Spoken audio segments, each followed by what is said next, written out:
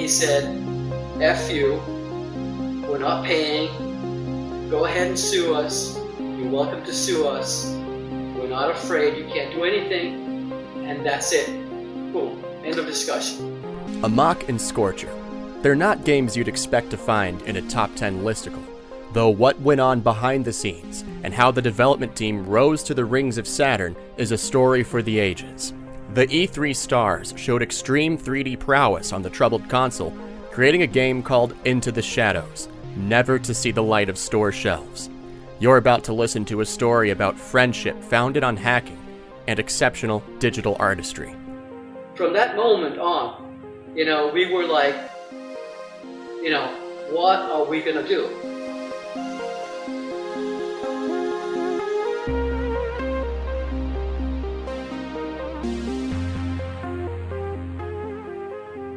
A team built from late-stage SEGA Genesis success, while impressing SEGA of Japan with their 32X 3D engines. They would move on to the Saturn, strictly on Team SEGA, eventually making a deal with GT Interactive in an effort to grow.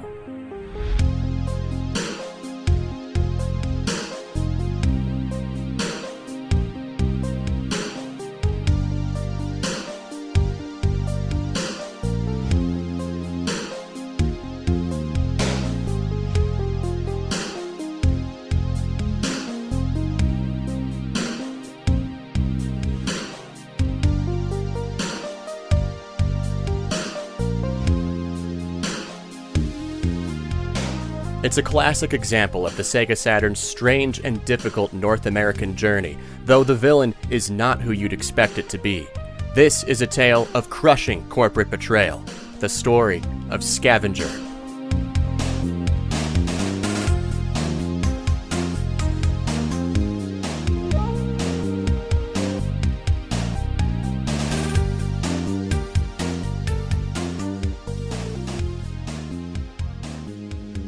Tonight's Shiros are Patrick Traynor and Dave Lee, with special guest Christian Laursen, a former Scavenger developer. So first off, Christian, thank you for joining us. Thank you so much for your time. I know you are a professional, you're busy, you're doing a lot of stuff, and I just appreciate you taking the time to talk to a couple of game history geeks.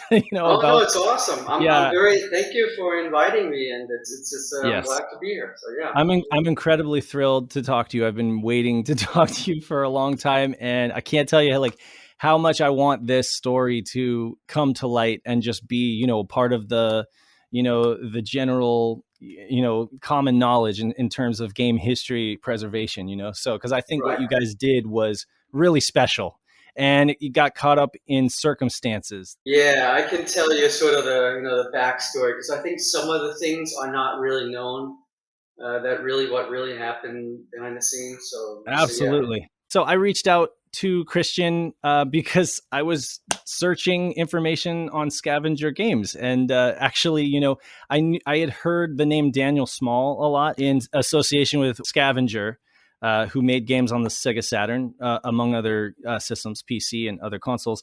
I couldn't find any contact information for Daniel really, but then I actually realized while I was doing my research that there was this whole other CEO, a joint CEO, Christian Laursen. You basically co-founded the company with him, and I reached out to you, and you were just immediately. I was surprised at how quick you got back to me, and so I was definitely thrilled to, to make contact and to be able to get some more information on this, because I'll tell you, there really isn't a whole lot of information out there. There's a lot of surface stuff, but there's whole games that are unknown. There's a lot of information that's not really available to the public. So I think that because in the 90s things were as things are now. I mean, it would be totally different now with the internet and stuff like that. This was the very beginning of the internet when we were starting. So right. Well, so you are. Let's see. Are you Danish? So I'm Danish. I was born in Denmark, grew up there until I was 20, and then I left for America. A fun fact, I am a quarter Danish. Oh, really? Okay, that's cool. I'm Danish on my grandmother's side, yeah. So. Cool. Yeah. Okay, well, there we go. So we're somehow related. somehow. And So you are a director, filmmaker, screenwriter. You're a game developing veteran. You used to work with Disney, DreamWorks, Sony Pictures, Sega, Activision, EA, Konami, and Virgin. Mm-hmm. Ooh, And I wow, might have that's a missed lot. some stuff in there, but your resume goes on and on. And it also seems like the role that you had to play in Scavenger was like the scouting role and kind of like the brand image and everything like that. Like you really had a big hand in like the look and the feel of the company and the direction of the company, if I'm not mistaken. You're an artist, right? Yeah, so I'm an artist. So I would say that I was sort of the creative side of Scavenger. Right. And so basically Daniel and I were like very close friends. So he was sort of the visionary. He was the business guy. He was not only a programmer, but he was really, he understood so many things, and I learned a lot from Daniel. But yeah, it all started at Virgin, and so we were like the yin and yang kind of thing. And also another thing with Daniel was that he loved art, he loved graphics, he had a fascination with games and all these things that really helped just kind of like make our yin and yang like glue together.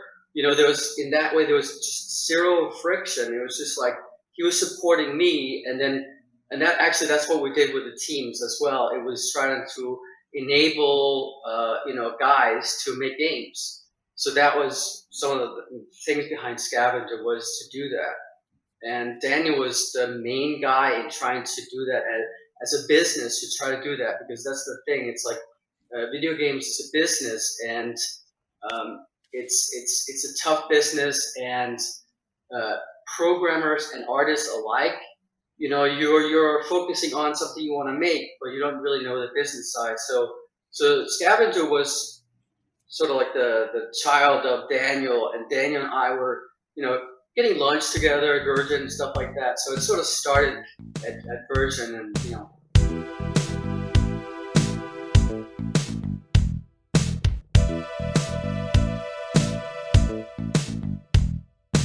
So let's just start with how you got into the games industry to begin with. How did that happen?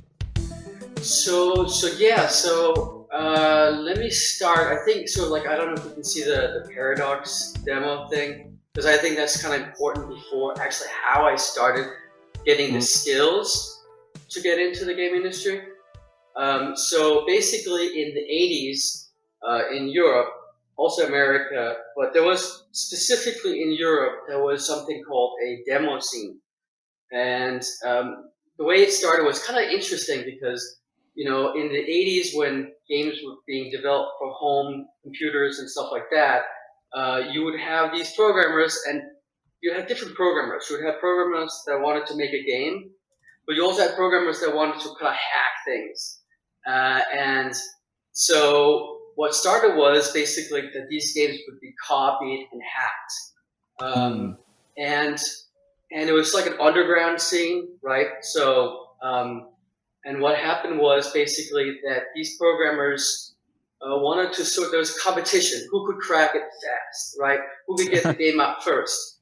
And so when you were doing that, you wanted to have a name. So everyone had a nickname that they would go by, right? So not their real name, because some of the stuff, anyone that was hacking it, sometimes that wasn't quite legal and stuff like that. Yeah. So, but they would want to put their name on, right? And then by the fact that other programmers didn't necessarily want to be like, oh, hacking is kind of like a little dry for me. I want to play with the computer. I want to do something visual, right? Because you have the programmers that are very visual. They're not artists in the way of drawing, but they're like super smart in making something visual, moving around, stuff like that. So organically in Europe, basically, these people started together, also America, they started getting together and getting to know each other. And so they would do these intros. So before you started the game, there would be an intro saying it was cracked by so and so and so, like the paradox that we saw. Right. And so that's how these guys, and we were all kids, we were like, 14, 15, 16-year-old kids. basically playing with the computers. And so what happened was I was an artist. I got my Lapta, then I got my Spectrum, CX Spectrum computer. And there was, I was not really doing too much art. I was just playing as a kid. But then I got my Amiga, and I started kind of, getting better and better at drawing and stuff like that on the computer. And that's when I started connecting with people in the demo scene. So I became part of the trilogy. I'm trying to remember, trilogy and Paradox. And so we would get together and we would start making demos and intros, and I would do the logos and stuff like that. And so it was like a perfect way of sort of like getting your skills for making games. It's pretty ironic if you think about it. Like, you got the scene sort of brought up from piracy and cracking these games, and that ironically led you to building games. So it's like a cycle. Yeah, exactly. It's kind of ironic, right? Yeah. Did your perspective on like piracy and hacking and when you were making the games, did that change at all, or was that were you like, it is what it is sort of thing? I think. Let me try to think. I mean, as a kid, you don't think too deep about it. But we kind of knew that it was wrong, right? But it was like back in the days, you would also, you would have your tape and you record music on your thing and copy it that way, right? So yeah, in some way, I think that the game still sold, right? Because I mean, we didn't have the problem with viruses at that time. So, but yeah, we would copy things and stuff like that, and we knew that it wasn't the right thing to do. And don't copy that floppy. Yeah. Did I hear you right? Did I hear you saying that you're gonna make a copy of a game without paying? Come on, guys. I thought you knew better. Don't copy that floppy. Yeah, I mean, like, honestly, though, companies would write better copy protection, and then you guys would crack that copy protection, and it was literally just showing off, like, see it was totally who could outdo the others. And you must have been a wizard on a Motorola 68K, right? Because didn't the Amiga and the Genesis or the Mega Drive share that in common? Like, that was a really popular chip. Yes, it was the same processor. Yeah. Yeah, exactly. And that's why sort of like the transition from Amiga to the SEGA Genesis was perfect for our teams. And that's the thing that I want to say is that because of this, the very best programmers in the demo scene, they sort of gravitated, so you would have the best artists, the best programmers, and they sort of would like come together, right? And that's why it's like, it was all about playing.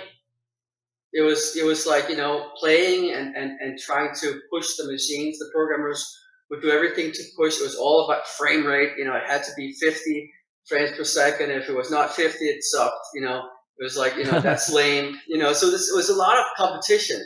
I mean, it was really about competition and being the best.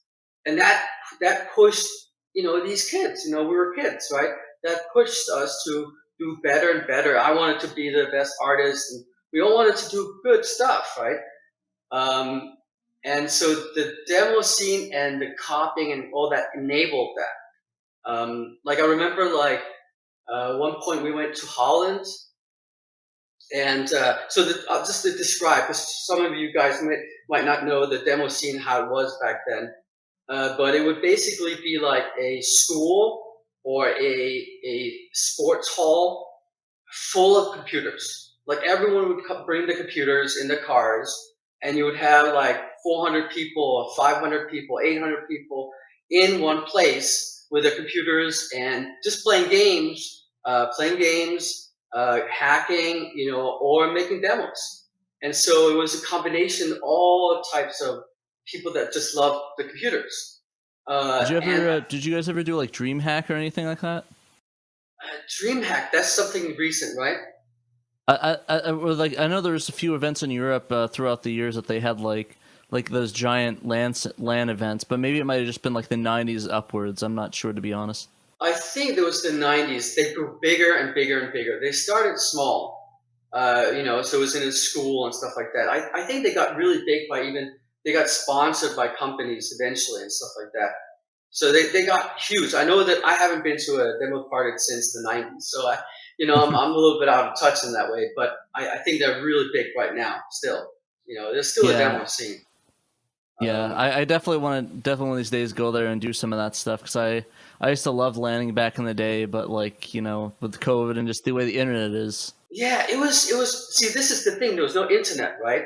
So we got together, and it was fun. It was like, it was just, you basically spend a couple days, 2 days, 3 days, or sometimes one day together, and you would sleep in the hallways. You would bring I mean, it was like, I remember like one of the demo parties, we were like trying, because the thing is, you work on the demo for like a month or a couple weeks, depending on what it is. And then you would come to the demo party and you would finish it, and you would have a certain time. So, but people were like literally like not sleeping at all, right? So I remember like I was walking down the hallway. I hadn't slept in like 2 days or something like that. And it was just like getting all the art in and stuff like that. And I was walking down this hallway, and I started feeling the hallway instead of like started moving the other direction, Oh, geez. Yeah, but it was like you're a kid, you're just like, yeah, it's okay, whatever, right? Exactly.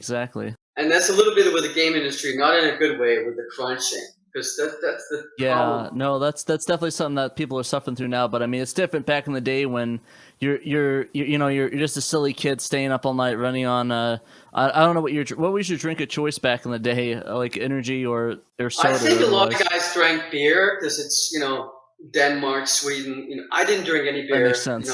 But a lot of guys did drink beer and stuff like that. But only to the point that they had to make sure that they were clear in terms of it. I think Exactly. they partied afterwards. But you can only do so much in assembly and see in a certain level of Intoxicate. sobriety. Yeah. Yes, exactly. And I think pretty much everything was in assembly. No, you definitely need to be sober for that. Yeah. I mean, I did that years. I did that years ago, and oh my gosh, yeah, I barely do that sober. I can't imagine after a few brewskis trying to code something in that. Yeah, no, I learned assembly too. Again, I was not a good programmer, but what it did was it helped me understand what the programmers were dealing with, the limitations, trying to understand memory, trying to understand all these things. So I learned from the best, and they would sort of like, hey, try this. So I got what did I do? A thing with spinning cubes or like spinning sprites and stuff like that. But what I liked about the assembly was that it's so down to the core of the machine that you start understanding what a computer is. Where like now we have so many levels above it that it's a mystery, and it was a mystery to me too. I remember like when I looked at the computer, I would start up the computer. I'm like, why is it like this? I didn't really understand it. But then when you start programming, you go, oh, okay, got the memory here, we got the addresses here, I'm throwing the sprites. So it started making sense. As an artist, I was happy that I did that, because I could better understand sort of like the programmer's dilemma of like trying to make this thing work. Exactly. Man, I really wish I grew up programming back in that day where you had to actually manage your memory, make sure everything that crashes. Nowadays, you just throw everything on the stack and it usually deletes it and does garbage collection for you. Right. I think if I would have done that, I would have been a way better program than I am today. But Well, I think no doubt, you can still you don't have to do the assembly, but I think it would be actually a good thing to actually just dive into for a brief moment, to sort of learn that, because it actually learns your logic. It teaches you logic. And it's always good for tightening up the bolts on code, it's fine to use C for most stuff, but then when you got to get in there and really fine tune things for, timing and memory allocation and stuff like that, bus contention and stuff like that, then it's really important to be able to address the exact, memory address. Exactly. This is the thing. So when I started learning, I actually started learning C first. And my problem with C, and it's probably, I don't know if it's how it is now, but I just remember like there would be one bug in the program, and I would just get lines and lines of stuff. And I'm like, what am I looking at? Because, I was trying to figure out what was the problem with the assembly. It crashes, and there's no necessarily information about it. And so I remember like taking things out. Okay, I remove this. Oh, it still runs. You know what I mean? So I would get to the problem that way, and assembly was easier for me to do it that way.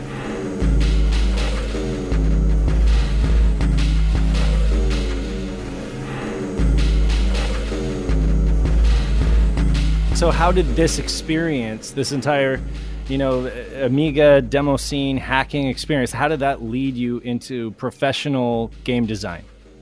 So it gave me the skills to sort of like do games, and it was the natural thing to do next. So I remember like when we were actually doing the demos and stuff like that, all of us were talking about making games, and it was sort of like, but it was a big endeavor, and so I remember like that's when I went to America and I got here, and I was still doing some stuff with graphics with guys back in Denmark and stuff like that. But my thing was like I went to an art school, so I went to LA. I wanted to do fine art actually, but so I did all the sketching and all that stuff. But the computer stuff, my skills were sort of like rare at the time because most artists at that time were like scared of computers because computers were like, it was like, it's kind of like, it's a little hard. So basically what happened was I went to buy my computer at a store somewhere in Redondo Beach in LA, and basically they had hired a guy from Germany to work on a game, and they were actually looking for an artist. And so while I was buying this computer, they were like, "Oh, wait a minute, who are you?" and stuff like that. And so, anyways, I ended up making a game on the Amiga, Fantastic Voyage, and that was the beginning for me to start looking elsewhere, also in terms of opportunities. And I replied to an ad or something with Virgin Games.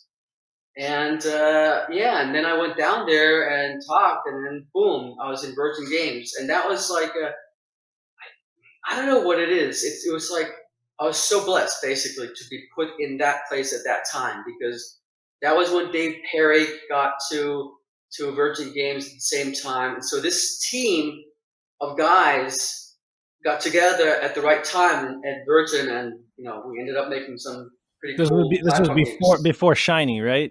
Yes. Yeah, you mentioned Dave Perry. He was so he's the one who's infamous for all those like vertical platformers. Those like the Lion King, or Aladdin, which was really big for Virgin. Yes, so Dave came from England, and he brought all his knowledge in terms of games, and he had his platform game engine that was pretty much ready. There's already another game on it. So we started with Global Gladiators. Then Disney came to Virgin, and I remember Martin Albertson. He was the president of Virgin Games, and he was one of those creative guys, business guys as well, right? So he understood that sort of like working with brands and stuff like that, and he was a really great president. And so I think that's also some of the success of Virgin Games at that time was him actually sort of like getting people together, sort of same with Scavenger. But yeah, so we made Jungle Book, and Jungle Book was at the time with Jungle Book, I'm trying to remember, it was Disney was so happy about what we were doing, and another team were working on Aladdin, and it was going nowhere, and they had problems and stuff like that. So they came to us, and I remember the meeting where they were like, "Good news, guys! We're gonna do another thing. We're gonna do Aladdin and Jungle Book." And I remember like, that's just crazy. And I remember like, we can't. That's not a smart idea. And so, anyways, but what we ended up doing was we focused on Aladdin, which was made in like, I could be wrong, but it was like 4 or 5 months or something like that. Like 3 months, 4 or 5. It was insane. Oh my like gosh. everyone was crunching on that thing. That's like late nights all the time. Oh my gosh. Yeah, no, it was crazy, but we were like a well-oiled engine because again, we were just Mike Dietz would do the animation, I was doing the backgrounds, and we were like, it was just running. It was like that's the thing. What happens is when you have a good team, and it just goes like this. You can make amazing things. So was Jungle Book the first one that was like that?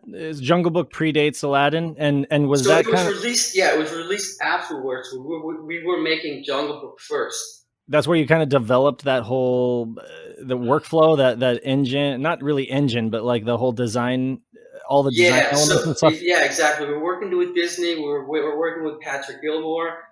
And our relationship was really good. I remember like getting basically these beautiful drawings, concepts as they were working on the film, and I was trying to really make sure that the color palettes were good, so that they fit with the movie and the scenes in the movie and stuff like that.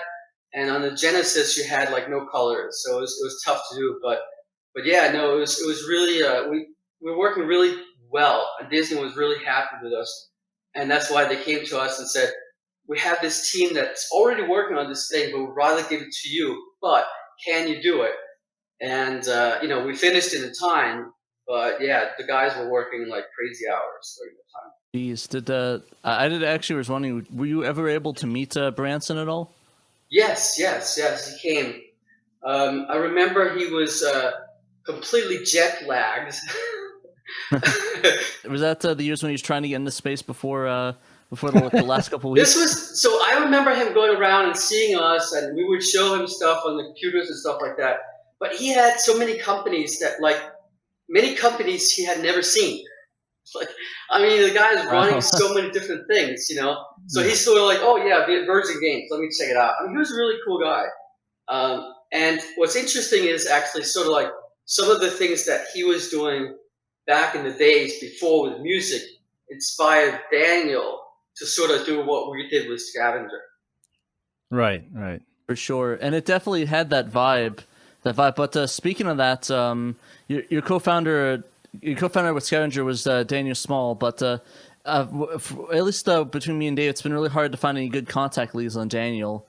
Can you tell us really a little bit about him and how you guys came together as business partners? Yeah, sure. So again, he was working at Virgin Games as a programmer. He was working on the Demolition Man for the 3DO, and he was doing the video compression because back then there was no player in a sense. You had to actually program the compression of the videos. Yeah, no MPEG support or whatever. Unless you got the add-on. Yeah, there's nothing, right? Yeah, he was working on that, and we would have lunch together, and And then I would talk to her about, oh yeah, I have some guys in Copenhagen, and oh yeah, they're working on this thing, and they're trying to make a game on the Genesis. But the problem is that they don't have any manuals. and back in the days, to understand, you couldn't just develop for a machine. You had to have the permission. So you had to have, basically they would approve a company, okay, you can do a game. So, and what the guys were doing was they were hacking the system. So they were actually taking this Genesis and reverse engineering it. And I can't remember if I sent them the manual. I don't think I did. I did. Did you just say you had some guys in Copenhagen, or Daniel had some guys in Copenhagen? No. This was friends of mine. Oh, it was friends of yours. Okay, because yes. He's an American, right? Like from Los Angeles or something, or from the East Coast. I'm not sure. He's from New York. Okay, from New York. So his connection to Copenhagen to the European hacking scene of it is through you, right? Yes. He didn't have it. Okay, all right, okay. Yeah. So basically, yeah. So the guys were basically wanted to make a game. They had this driving game, and they were trying to make this game. They were trying to basically reverse engineer the Genesis, which is why they got so good at it. What game is this that we're talking about? Does it have a name? This is the game that was never released. It was just them playing, but it eventually would become Subterranean. Oh, okay. They were working on the driving game, but they changed ideas, and then they did Subterranean. So is this Zyrinx we're talking about? Yes, Zyrinx. Yes. Zyrinx. So they were probably like the earliest team, the earliest Scavenger team was Zyrinx. Yes. Okay, so cool. And I'll connect you basically the dots here. So they were Cryonics and Silence. And Cryonics were the demo team that we were working with. So I was helping. I did 2 demos with Cryonics, So it was David and Karsten and Jens, and Michael Balla and Jacob. And so basically, Zyrinx was the cryonics, basically, before they became Zyrinx. And so they're working on the game. And then I started talking to Daniel. I'm like, these guys, can we help them, stuff like that. And then Daniel, was thinking, okay, he wanted to he was sort of, again, the visionary in terms of as a business, right? Starting Scavenger. And so we started talking about it, and the guys in Denmark were working in Copenhagen, but they weren't necessarily together. So what we did with Scavenger was we started out, Daniel and me would put our savings, and then we sent them to Copenhagen. So they could basically, some of them could quit their jobs, and some of them could focus on the programming and focus on the game. And that became Subterranean. And then Daniel and me would go and basically find someone that could buy it, which ended up being SEGA. So, and then what happened was at Virgin Games, once things got moving, Daniel were like, I think we got to go, and we went to Boston. So we were the first to leave Virgin Games, and I remember I was super excited. I was also nervous, right? Because this is sort of like you're starting something from scratch.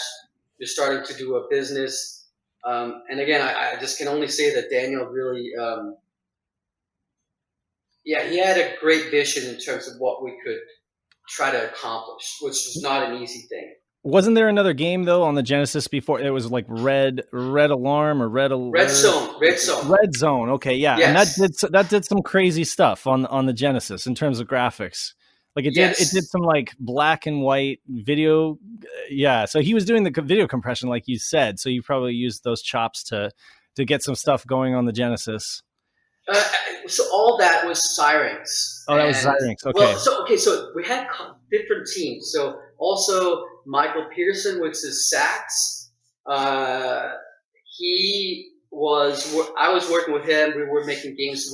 So all of us were working, right? So I was also helping out with some of the games and stuff like that.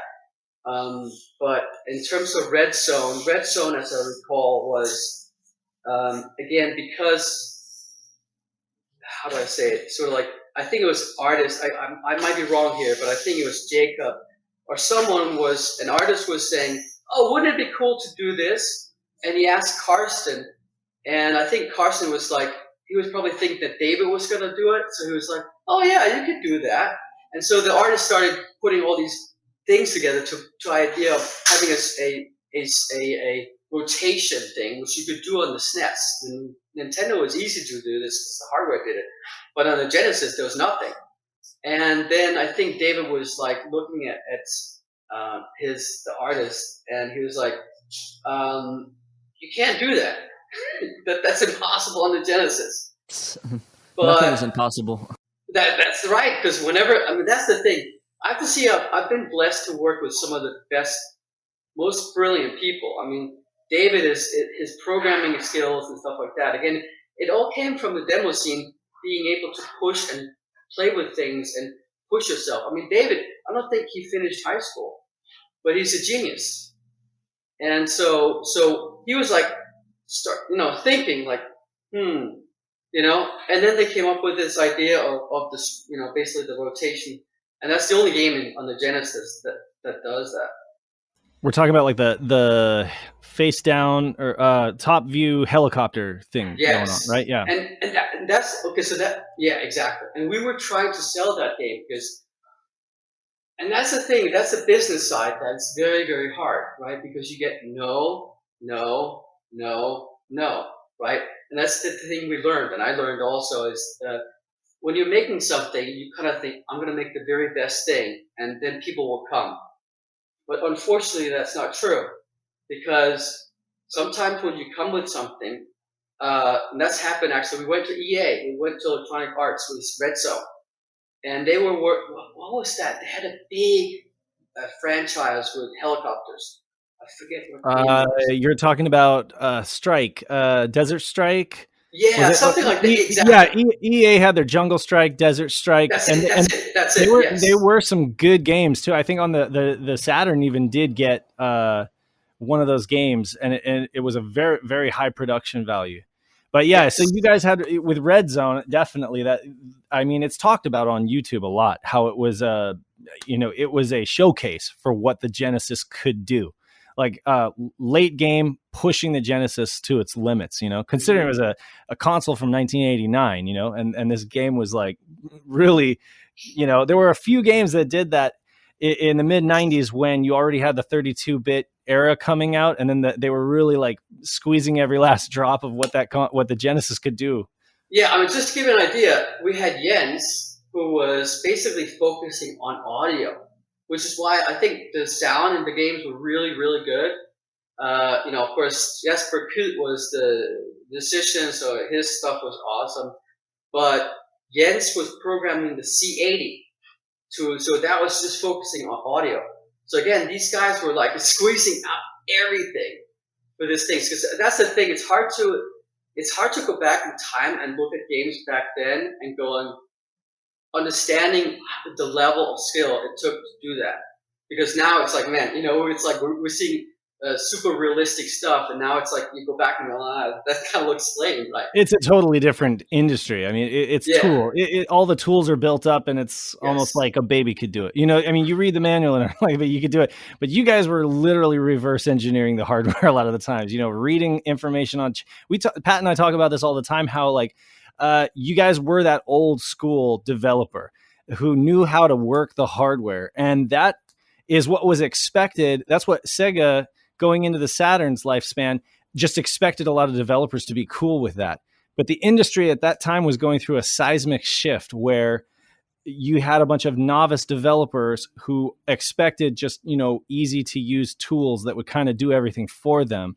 And console manufacturers and stuff started accommodating that almost so much that it became an expectation, like an entitlement, that because I know like the PlayStation guys, I think the only people that really went crazy with it was the guys at Naughty Dog with Crash. Like the other ones, I mean, a lot of that's why Sony probably got a lot of the third party people is like, oh, we have all these tools and stuff, so you don't have to write all these things in assembly and have to work with two processors and stuff of that nature. Yeah, I mean, that was basically the problem, was that the skill level it took to make a game in sprites and background compared to a 3D engine is like huge. And so I think the industry at the time was not prepared to go into 3D.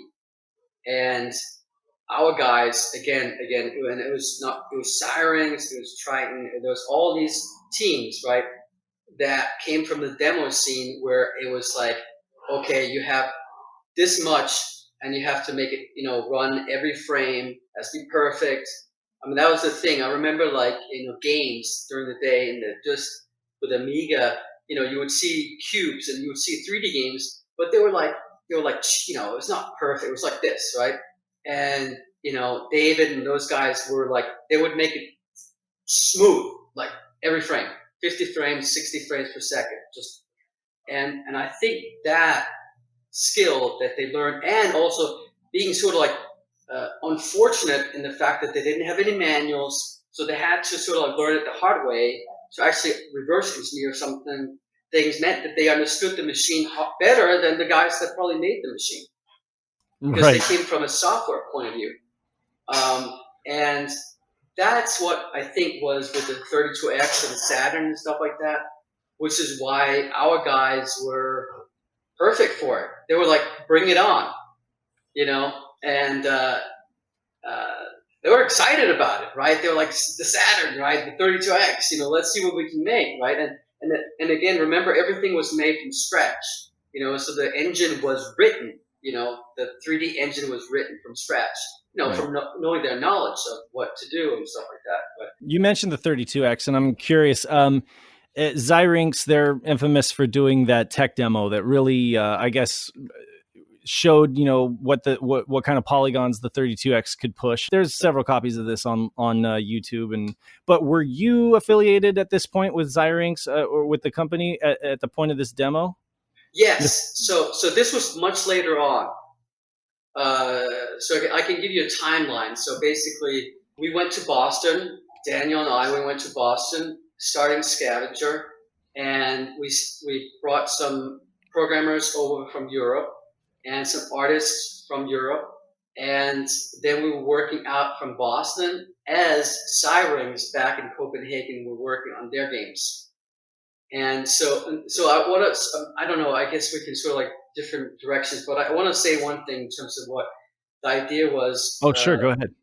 From Daniel, and what I learned from Daniel and what sort of like the Scavenger idea was.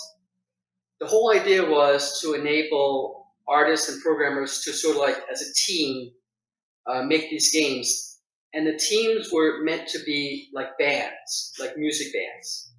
So because there's a kind of like it's the same feel, like you were trying to like a label, like Scavenger was almost like a recording label. Yes, that's the sense that I got too. And then you would go scouting for artists, basically. Yeah. So the idea was that, you know how we all have our egos, and we want to whatever, right? Scavenger was not the teams, right? The teams were the teams, so they would pick a name, right? And the idea was to have a lot of different teams, bands, basically, right? And then they would compete with each other, trying to be the best, but in a healthy way, not in a negative way, right? In a positive, like, oh shit, this guy's doing this. And this was all internal, right? So no one was seeing the stuff we were working on, but we would show it to each other, right? Kind of sounds like Sega, for example, with their AM teams. They had a lot of AM teams that would, of course, AM2 was phenomenal, AM3, and a lot of those teams would probably compete. It also reminds me kind of like Macintosh in the mid 80s to early 90s, where you had the Macintosh team versus like the Apple II team versus, maybe like the Newton team or what. And a lot of those internal teams would compete for pride, or for, dominance, whoever has the most successful product, Yeah, I was thinking more like sort of the Capitol and like the Beach Boys versus the Beatles, but I do like that analogy. Sure. Yes. Yeah, no, that's the idea. It's very much like music bands, and that was what Daniel understood, was that these guys are like music bands. Instead of making music, they're making games. They're making demos. They're making games. And then, like, I remember, like, Sax, Michael Pearson, he was working on, he made the sort of like the tessellation and compression stuff first on the SEGA Genesis. And that was, we were working on a game called Nitro Rex, which never was released. But anyways, I was making there's a video in there with some big explosions and stuff like that. And I was basically doing tiles and making these explosions out of these tiles. And so Zyrinx saw that and they're like, oh shit, we want to do that too. So that's why when you see in Red Zone, you see the video stuff from the beginning, that all came from there. But yeah, the idea was sort of like, we wanted to sort of, Scavenger was sort of like the business entity. And this is the thing. So the problem with the industry is that you have artists, you have studios, you have publishers and platforms, right? And each one has a wall. If you're an artist, if you want to make a game and you're an artist or you're a programmer, well, how do you actually get the team, right? How do you actually find that other programmer that's really good? How do you actually find this art? You're a programmer, you don't have any good art. How do you find that great artist, right? And so that's one wall, right? And then the studio has the problem of, like, you're making one game. You can only make one game because you're one team. You're a studio. And the problem is that that's what publishers always did. Publishers always basically used that against the studio. So meaning that, we'll pay you this or we'll do this. But the studio is sort of like depending on the publisher, getting permission from the publisher to make their game. And it was like yes or no. And that's very hard for a studio because you never know what's next. It's like an artist what's your next gig, right? And then the publishers had the platform wall, meaning, you had to get permission from the platform to actually publish a game on. So if you wanted to make a Nintendo game, you had to get permission from Nintendo. Yes, you can make a game. Well, they'll say, no, you can't make a game. And that was the problem with the guys in Denmark, right? They were like, oh, we got this SEGA Genesis, but we have no way to get permission from SEGA to actually make a game on it. So what Daniel understood and what he taught me was that, in order for us to survive, we couldn't have one game and then another game and then another game, because the problem is it's a hit business.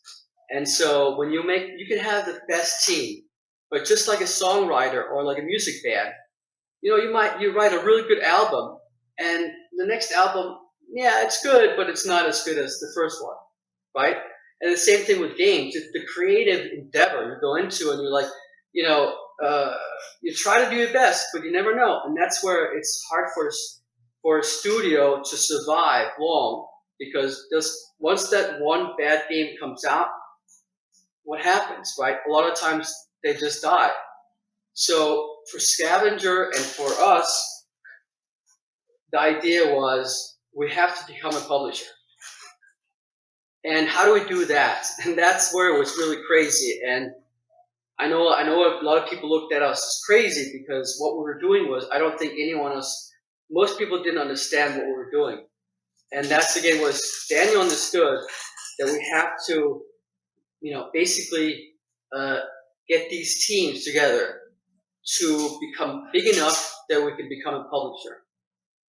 And so another thing that Daniel always did was, with the guys that came on board, so if we find a new team, we would talk to them about the business. So we would literally take them to a restaurant, we would sit them down, and Daniel would tell them about the business. And we tried to be very open about basically what we were trying to do. So that's why what we're seeing is that we grew really fast. So what we did was, when we earned some money from Subterranea, we earned some money from Red Zone, it all went straight to other teams. And back in the day, it was possible because games were not yet the monsters that they are now. I mean, games are like huge now, right? So you have hundreds and hundreds of people making games. It is changing a little bit. I want to say one thing, that it's changing with VR and stuff like that, and because engines now are like, basically Unreal or Unity, you just go in and you don't have to make an engine. So you have the ability for a small team to do it again, which is good. I'm glad that that's coming back. It's crazy though that VR was a big thing in '95, and here it's a big thing in 2021 in a different sense. But I mean, VR has changed several times, but we've still people wearing those big bulky headsets. We have all the indie games, and people for sure. People in their basement just making games. It's a pretty great time for gaming, to be honest. Oh, totally. Yeah, there's a lot of great stuff going on right now, because again, you can. It's like you don't have to have too many people. You can accomplish things, and then also you have the ability to publish yourself. Really, right now, you don't have what was back then really ginormous walls. So that's great now. That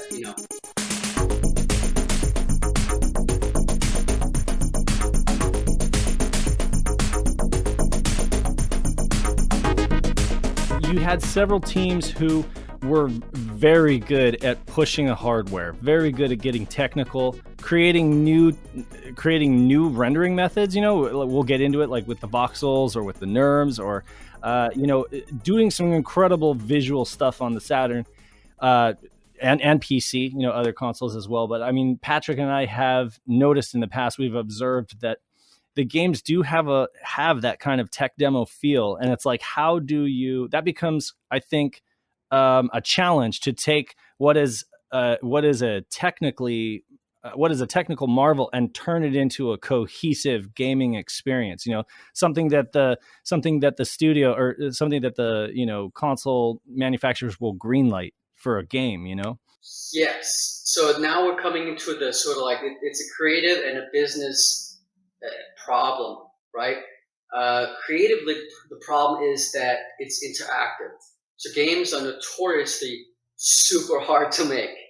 That's why actually when you look at the like Nintendo, they'll take forever to make a game, but it's because they're doing it the right way. And a lot of games, and I think still today, the problem is that there's big teams and they have to finish it. And it's the thing, it's like, just let's ship it. It's like the joke, right? Ship it. Is it ready? Just ship it. And and that's the problem. So I understand it is the problem with the business, because the reality is, well, it's expensive making a game, right? So you have to ship it. So on that side, I understand the business side, but on the creative side, making a great game is really hard, because there's so many things that can go wrong, and so what we see with the Scavenger, we saw a lot of different things. Like I saw a lot of different things because I was sort of like the one that was traveling all over and hiring people and putting teams together. So we would have the guys in LA, they were just running. They were doing it. Zyrinx was running and gunning, and they were doing their thing, right? And we would just, as friends, hang out with them and stuff like that, but they were just running. And we preferred having basically, I almost look at it as like Navy SEALs, right? It's like we prefer having the guys doing what they want to do. But you have to trust them. So, and we totally trust the Saturns. I mean, it's like they're brilliant, right? So no problem. With the other teams, some of the teams we had in Europe, we had some really, what would be Sirens at the very beginning, right? So they hadn't made a game or two. They were just making their first game.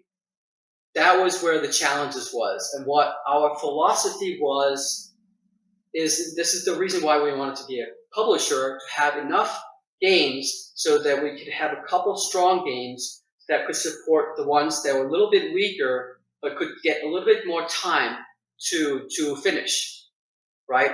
So, because I believe in talent.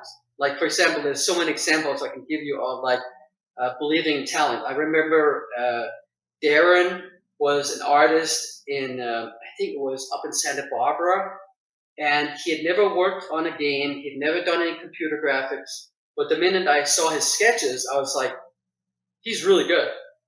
And he ended up doing all the 3D characters. At the time, it was for Terminus, which later became Messiah, the game that was released as Messiah. Right, yeah. And so again, so it's that thing. You have to trust, but it's sometimes when you trust, it's sometimes, you have a person that, because that was the thing we learned, that we had also had problems, right? It was like, we had, some people were very super talented but difficult to work with, and those guys we tended to eventually let go, because right. It's the team has to work really well together, right? Right. So this is like this is the issues with game developing is like you're this team and you're trying to make something that's really hard, and that means that it has to just do this. It has to work perfect, right? And you guys your teams were pretty small. That's the thing. It's like you'd have small teams which would be good because they're friends and they work well together. But it's bad because there's not enough of them to be able to handle the workflow in a deadline kind of time set. So it's like. But the thing is, so we didn't have any deadlines. So until good times. Until GT, yes, exactly, yes. Right. But we'll wait off that. We'll wait on that because we don't want to go too fast. Yeah, right. Yeah, we'll get to that. But we our intentions were that we wanted to have enough teams that we could support the ones who were learning the learning curve, right? Getting good, right? And then anyone that wasn't good enough, that couldn't handle it, we would then just get, maybe you're not meant for game development, right? Mm-hmm. But because we had some of the very best guys, they were attracting other guys. So when I was talking to people and like trying to, basically, hire guys or find guys in the industry or in the demo scene, I would say, hey, these guys are doing this, and I would show them, and they'll be like, so the talented people were attracted to us, kind of, right? Because you're like, holy shit, these guys, I want to be part of this, right? But I want to be part of it with my own team and show what I can do, right? And that's what we wanted to foster. So you'd say your core philosophy and mission statement would be just to get the best developers as you can and make just awesome, fantastic games, right? Exactly. And have a kind of, it's a little bit like that music band again, right? You get the band together, and I mean, I'm telling you, like, I mean, you know, again, you know, the way things were, it was like a music band. You want the John Bonham of programming. You want the Jimmy Page of writing. You want the Robert Plant of drawing and art direction. Yes, and that's what we had. I mean, again, from Zyrinx to Triton. I mean, Triton Magnus, again, a brilliant guy. I mean, I you know, the Into the Shadows. I just want to say, like, just give an idea, like. You know, I remember like we were talking to them and we were like, we want to bring you guys on. We'd love to work with you guys. We'll, you know, have you come to LA and stuff like that. And I remember Miko, this is another example I want to give, is Miko was, so Magnus demo stuff was just amazing, right? I mean, just again, super awesome. But then the art was not that strong. And I remember talking to Miko and I was like, you know, your stuff is, your logos are like, they need to be better, right? But again, their team, like what you guys were saying, right, about teams, they were like friends, and they wanted Miko to join them. And so they did. So I'm like, well, let's see what Miko can do, right? And I believe in giving people chances. And Miko worked his ass off to basically do these beautiful characters. And so that's the thing. And with Magnus, I was talking to him on the phone, and this is another thing I want to talk about, was brands. So we wanted to teach the guys about brands, you know, how to make a successful game. And these, again, things that I learned from Daniel. And some of the things, you know, basically the idea is that a lot of times when people make games, they'll watch a movie that night and say, oh, let's do a sci-fi space thing, right? And then 2 months down the line, they'll see something else, like something completely different, right? UFOs or a Western. And then they'll try to combine things. And the game becomes this mush of like, what is this, right? Yeah, going back on those music analogies, I mean, it's the same thing with music. You know, you get ideas, something, you mush it together. I guess maybe it's just the creative process, but it's kind of funny. All these music analogies and just the analogies that we each make just towards that design philosophy.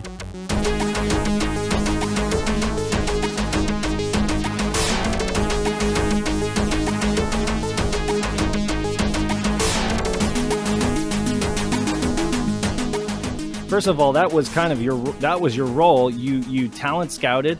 You were in charge of brands. You were in charge of like the look and feel of Scavenger.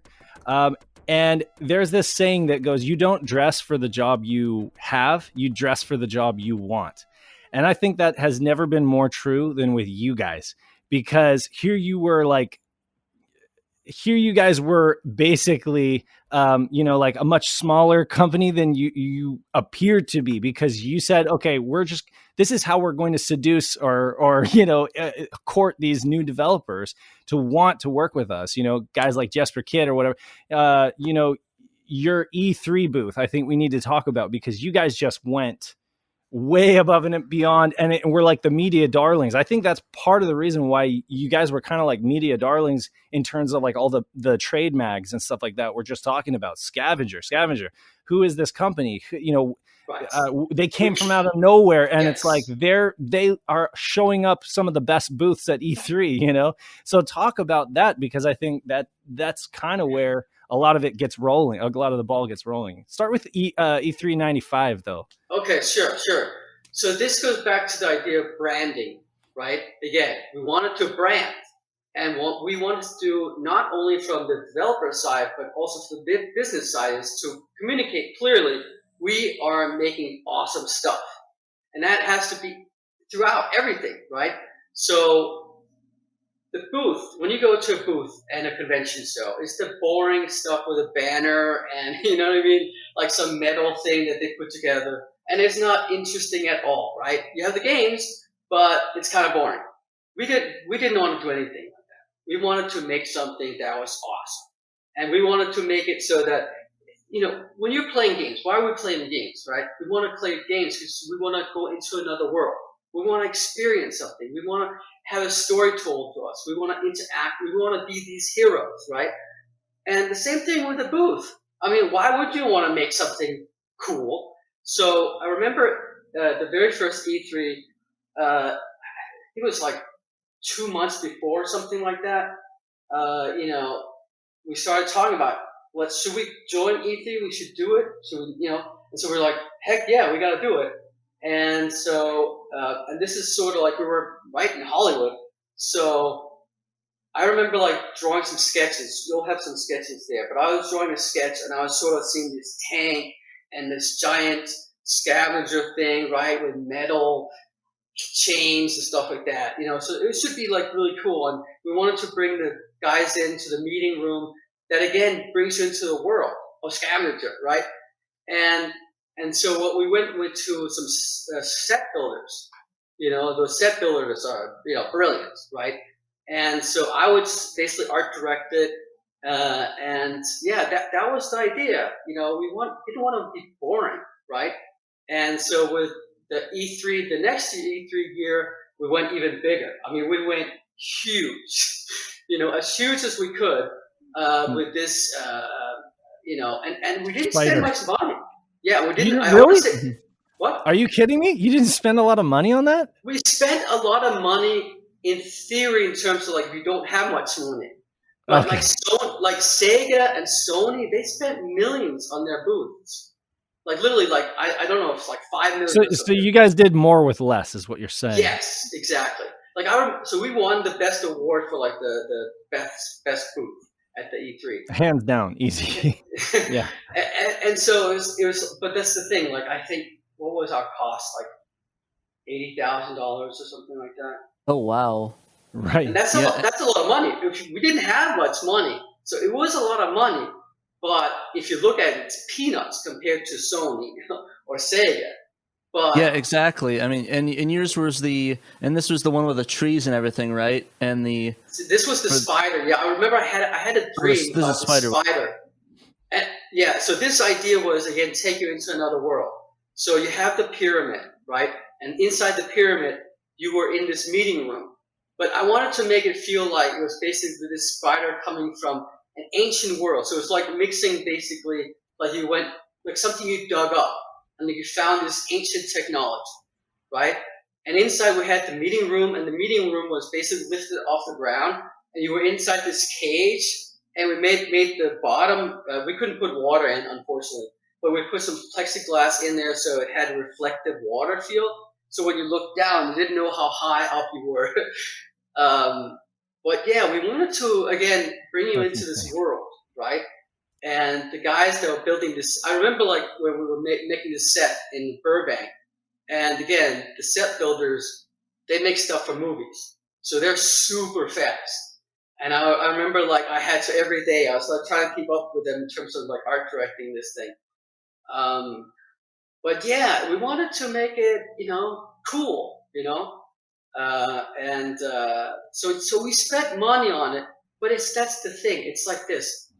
It's a little bit like I go back to games where, like, when you have no memory, what you want to have is you want to have a hero element in the art that looks awesome, and then you save memory elsewhere. So what happens is that everything looks really awesome because you have those few hero elements. So this is sort of like our hero element where we spent a lot of money and we look huge. But in reality, we're like a fly, you know. We're like a fly. And the things that I think that you influenced just E3 in general with that concept, because I mean, I went in 17 and 18, and a lot of these booths looked like, you know, what you guys had in the 90s. So like these giant concept booths. Like I know Nintendo had like this. They had the Super Mario Odyssey. They had the whole thing look like a city. Like they had like Resident Evil. They had like a police station sort of design, and it's really interesting in that nature that you influenced so much in that regards to that design for so little as well on top of that. I think Sega had a pretty impressive booth at E396. They had the big Knights character flying through the rings over like this huge, but I mean, that was Sega, right? I mean, they had like 10 times the budget that you guys had, you know? Yeah, I think much more than 10 times. Oh, But yeah. Oh yeah, I mean they were known to spend like 34 million on a commercial, you know, on like a TV ad campaign. So, yeah, for sure. But so did a lot of that money that you spent on like the E3 booths, did that come from the deal with GT? Where does that fall on the timeline is what I'm wondering. How did you get Okay. in bed with GT, I guess? So GT was that was when we were sort of like we were getting fairly big at that time. So we had the guys. Zyrinx was finished with Red Zone, and so Zyrinx was working on Saturn. So that's when they got into the Saturn, and they were making Scorcher.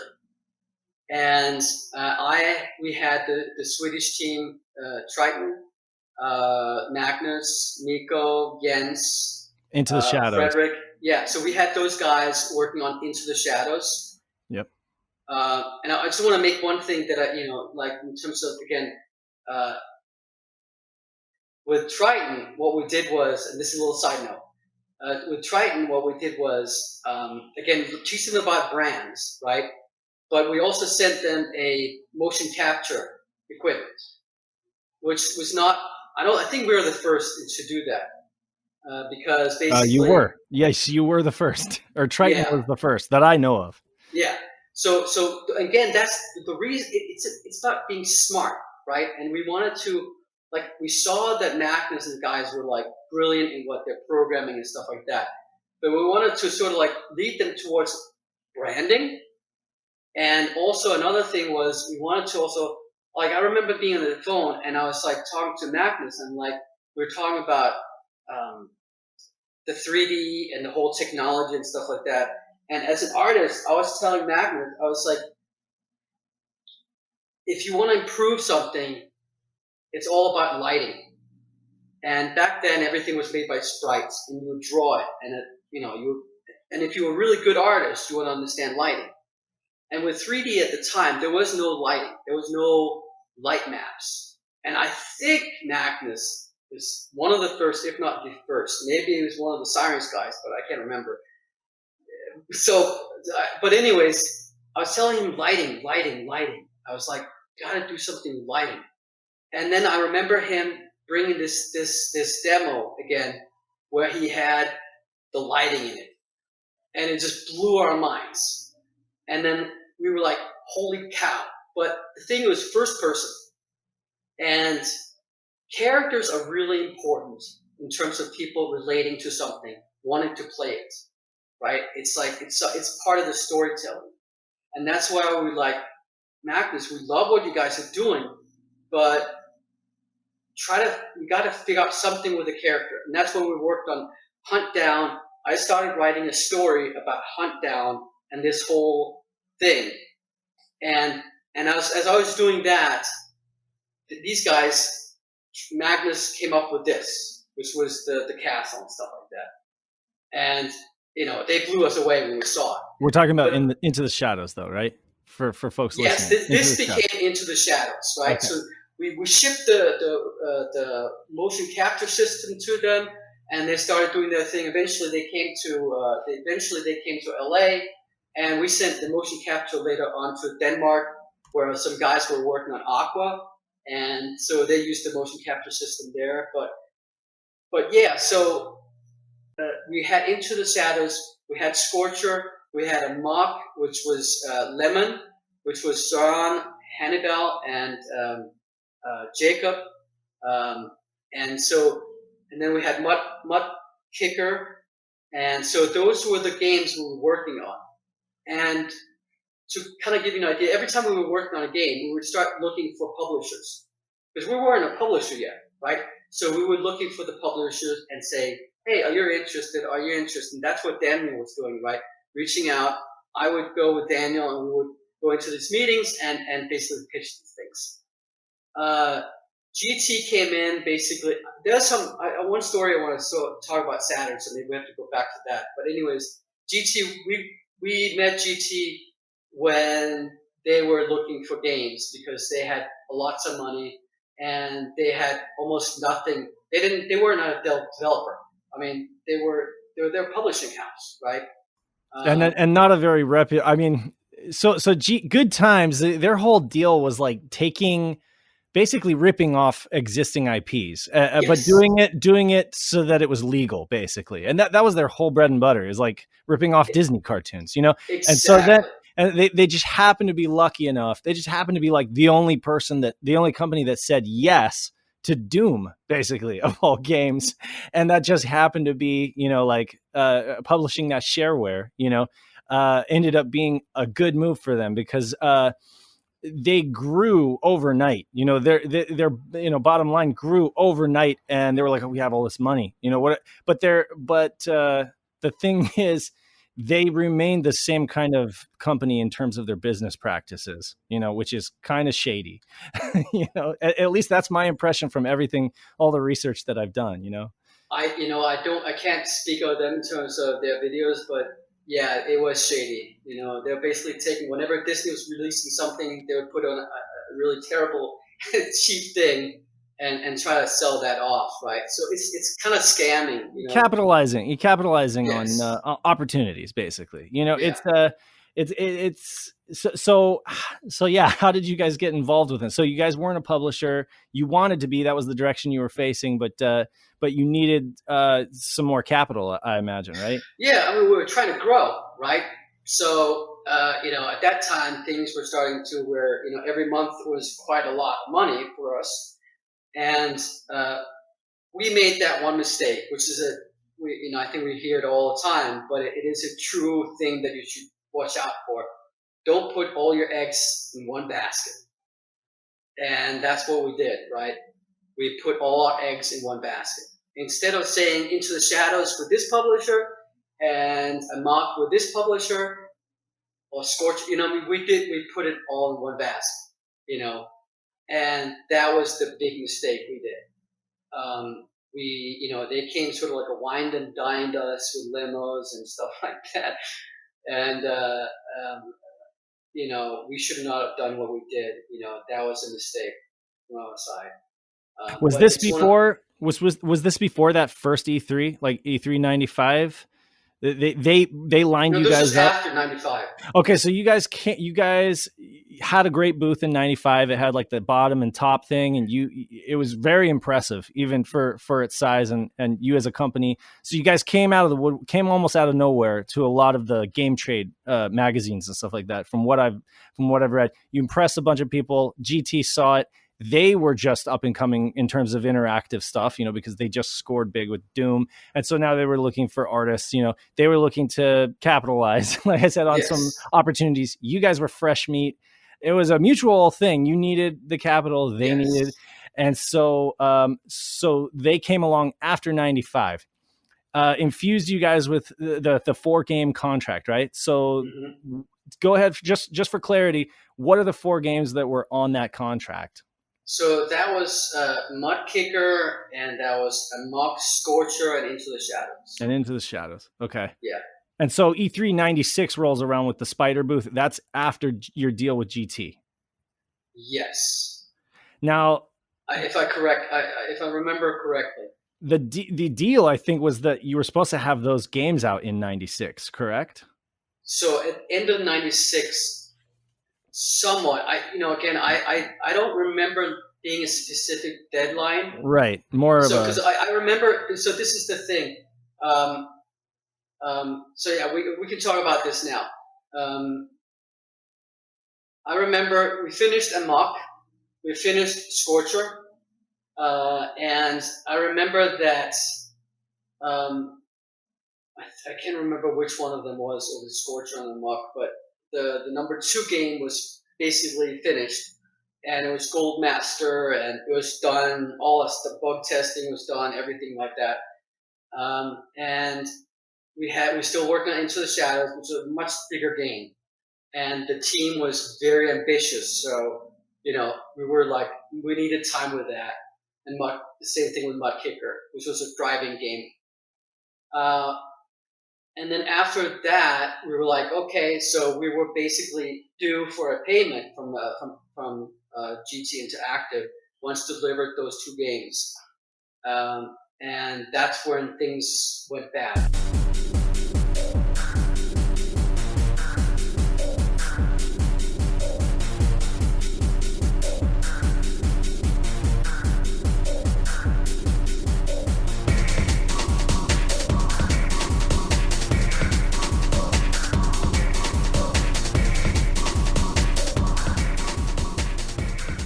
Yeah, do you remember the infamous early Saturn launch where Clancy basically said, "Oh yeah, it's released now at E3."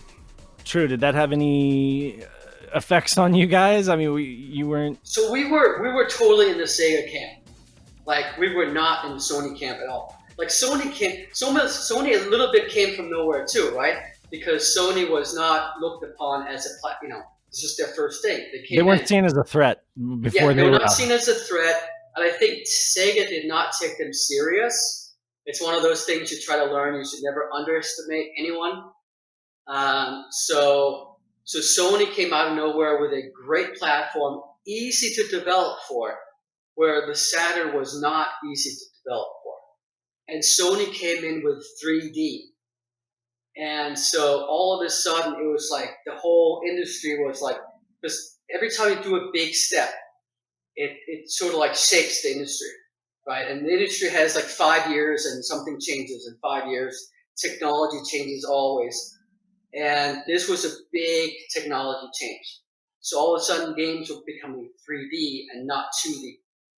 And Sega was totally caught off guard. They should have probably known. If you look at the arcades, right? The arcades were 3D. Yeah. And I remember playing Virtua Racer like crazy, and I loved it in arcades. And they should have learned that thing, that is what they should bring into the home. They thought they could get away with going the cheaper route, but the public already had a taste for 3D in the arcades, and so it was like there was that expectation, Yeah, no. I mean, again, it's like 3D is so much better, right? I mean, you're going into the world. But I remember the guys were excited. We were excited about the Saturn because there was more power and stuff. And they, again, David and the guys, they had the engines running, so they were like, let's get this stuff in. And that's what the 3D and the 32X demo was about, which is basically, Carsten and David's engine, 3D engine. And we were showing something that was way, way, way, just insanely. No one else could do this basically on the Saturn, on the 32X. So the problem was, I think, with Sega, I don't know in terms of business why they did certain things, but again, they released the 32X in America, and they were relying on thinking that could sort of be okay, but it's sort of like a mixed message, meaning, yeah, this is a budget thing, this is something we can do, and then the Saturn comes in later. But I think everyone was confused about that whole thing. And then for us, we were like working on that. And it's interesting. I remember we found out that basically, if I can remember, maybe David can correct me on this, but I remember I think that the sprite engine, so the Saturn was no 3D. There was no 3D hardware. There's three. The SH2s can do 3D math just fine. It's just that they tell the VDPs to draw it as sprites. Exactly. So it's just a perspective warped it's blitting sprite, 2D sprites around the screen. It's blitting sprites, and the hardware was doing it twice. Right, if you're using both CPUs, but of course they are using the same memory bus, so they have to kind of wait for instructions. It was hard for a lot of developers to use that second processor, either because of the timings or just because they didn't have that special development unit where they could debug it, where they could actually debug the extra processor. So some people would just basically send an instruction to turn the darn thing off. Like the first thing they would just say, okay, turn off, and now we'll just use one SH2, Yes. Was that the case for you guys, for your teams, or were you guys actually utilizing both? I think I can't speak for David or for them. I don't know. But I think we were using both because we were doing shaded textured polygons on the machine. Right. And that's where SEGA actually brought us to Japan. So because, we showed this to SEGA, and a little bit like when we had meetings and stuff like that, we would do a little bit like the booth. We were always doing like loud music and stuff like that. Okay. So all the testers would come in and stuff like that too. But yeah, I remember showing it, and so Joe Miller brought us to Japan. And so we traveled to Japan, and we met Yu Suzuki, and we met their team. We met the AM2 and stuff like that. And, that was a great honor for us, and it was exciting being in SEGA and with all its history and stuff like that. But they were interested in basically licensing, basically using the engine for their games. And for, I think, probably also Virtua Fighter. I'm not sure. I'm pretty sure, but I'm guessing here. But I remember the meeting when we were showing the demo to the guys. And Japan is very different, right? So you have the corporate. It's more like, I don't know how to describe, but the culture. It's a little different, right? It's very conservative. Very conservative. Yeah, reserved and conservative. Exactly. We are talking about the Zyrinx 32X demo, right? Yes, exactly. Okay. So we showed that in Japan at SEGA's headquarters. And I remember the meeting when we were showing it to and Yu Suzuki and some other gentleman, I forget his name, but they literally got some of the programmers in, and they were looking at the programmers, looking at the thing, looking at the programmers, and everyone was very somber. And I was like, I could kind of sense that, porque, why? You know what I mean? Why can you guys do this, right? And I think Daniel in the elevator, I think we were with Yu Suzuki, and Daniel brought up the whole problem with the hardware and stuff like that. And but yeah, so we were there.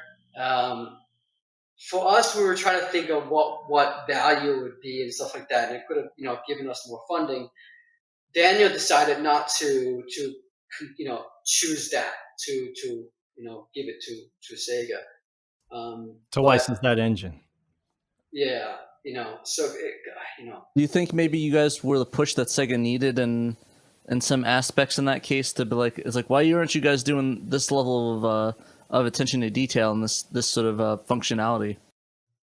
I think so. I think so. Yeah. I mean, I definitely think that David and the guys' engine shook the world for them, right? Because again, you've never seen anything like they weren't near what we had, right?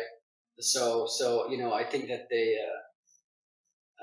they understood it, and they probably had the pressure from Sony as well, right? So it was a combined thing that holy cow, we gotta really, and they kind of lost it, right? Because it's like SEGA just didn't continue, and PlayStation continued, and I would argue, I mean, no offense in saying this, but I mean, we're this far back. I honestly think if he had licensed that engine to them, that the 32X might have had a better chance, to be honest with you, because there's a story that goes something like they tried to use Yuji Naka's Knights engine for Sonic Extreme, and had he given his blessing, Sonic Extreme might have happened, because it was a really good engine, but it was a pride thing, or I don't know, for whatever reason, he didn't want them to use that engine. And so, of course, the game kind of just floundered in limbo. I've seen, of course, a lot of people have seen the 32X demo. It really was, good, pretty good 3D on the 32X, and probably would have been helpful in, streamlining the production of more 32X games. And I'm not exactly sure why Daniel decided not to license that. I'm trying to remember, because we were always talking about business. We were always talking about again, Scavenger was a storm, right? It was literally a storm. It was like we were doing things fast. We were trying to juggle things. There was so much on our minds. And again, only Daniel would truly know why he decided that. We were just juggling so much.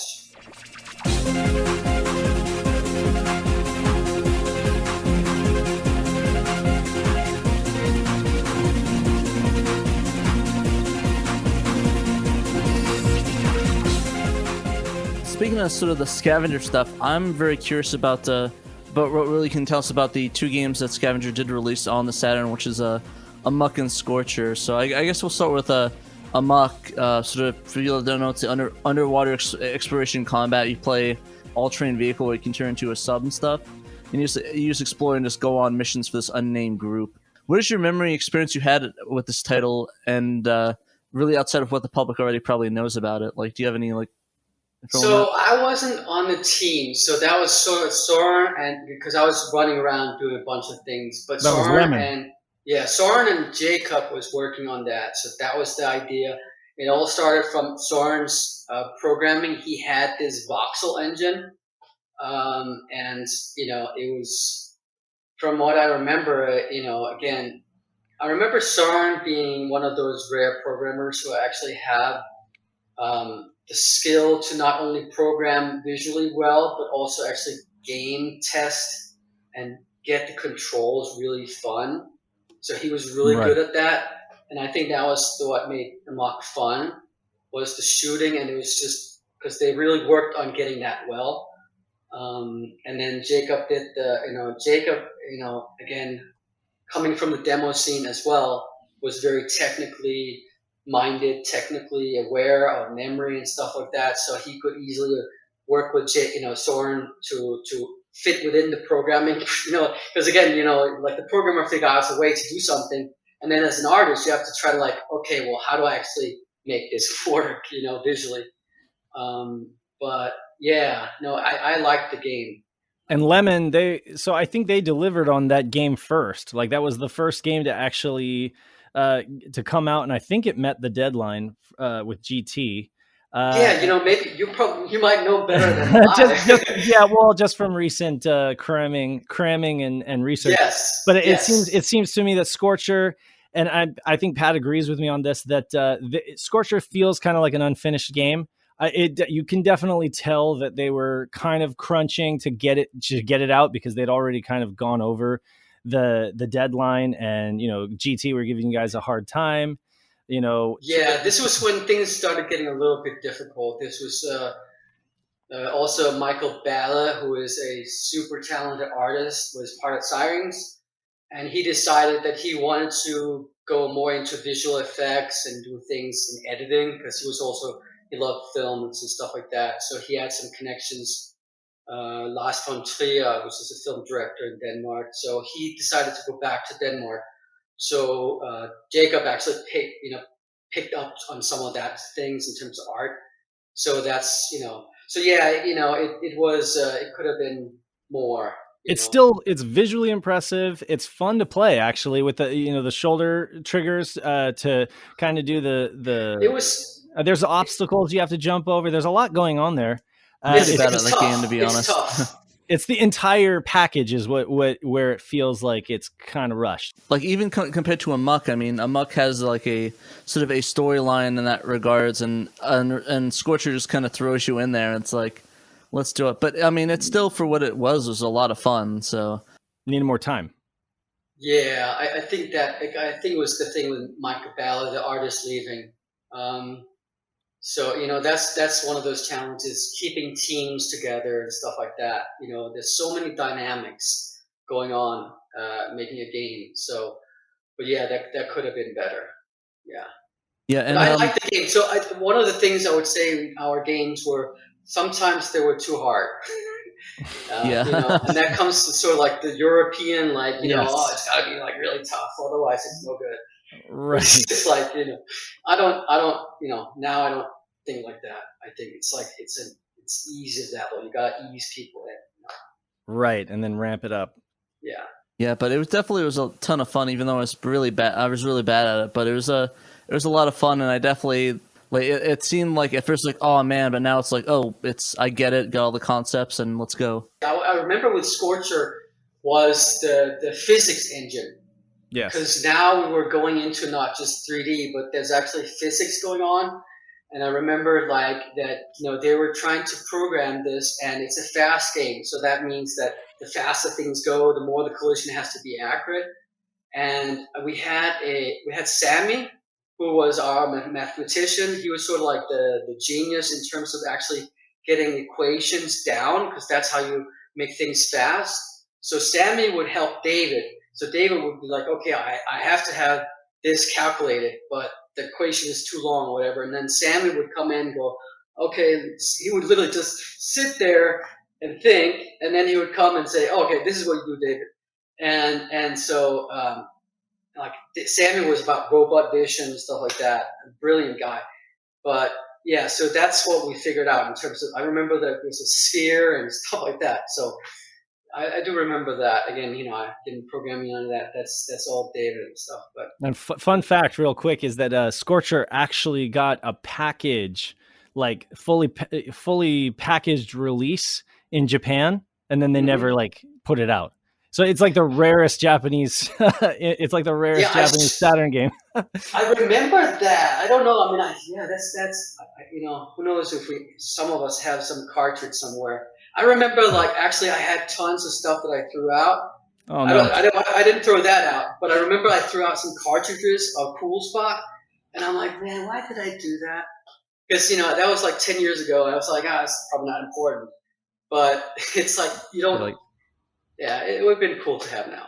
Yeah, if you sell the Scorcher things around, you could probably make a cool couple $1,000s with that on Yahoo Auctions or something. Oh yeah, no kidding, easily, maybe more. I don't know, like, because it exists, but it doesn't exist. Right. Yeah, it was never put out in the stores, right? Exactly. And I actually did have a question on that. It's kind of skipping ahead, but do you know if you have any unreleased, like, sort of any like prototypes or betas for any of the unreleased Scavenger games? I don't. Maybe some of the programmers do. I know that I don't have much of my art. That's the problem with digital, is that you lose it along the way. If you want to put us in touch with anybody who does. Okay, yes.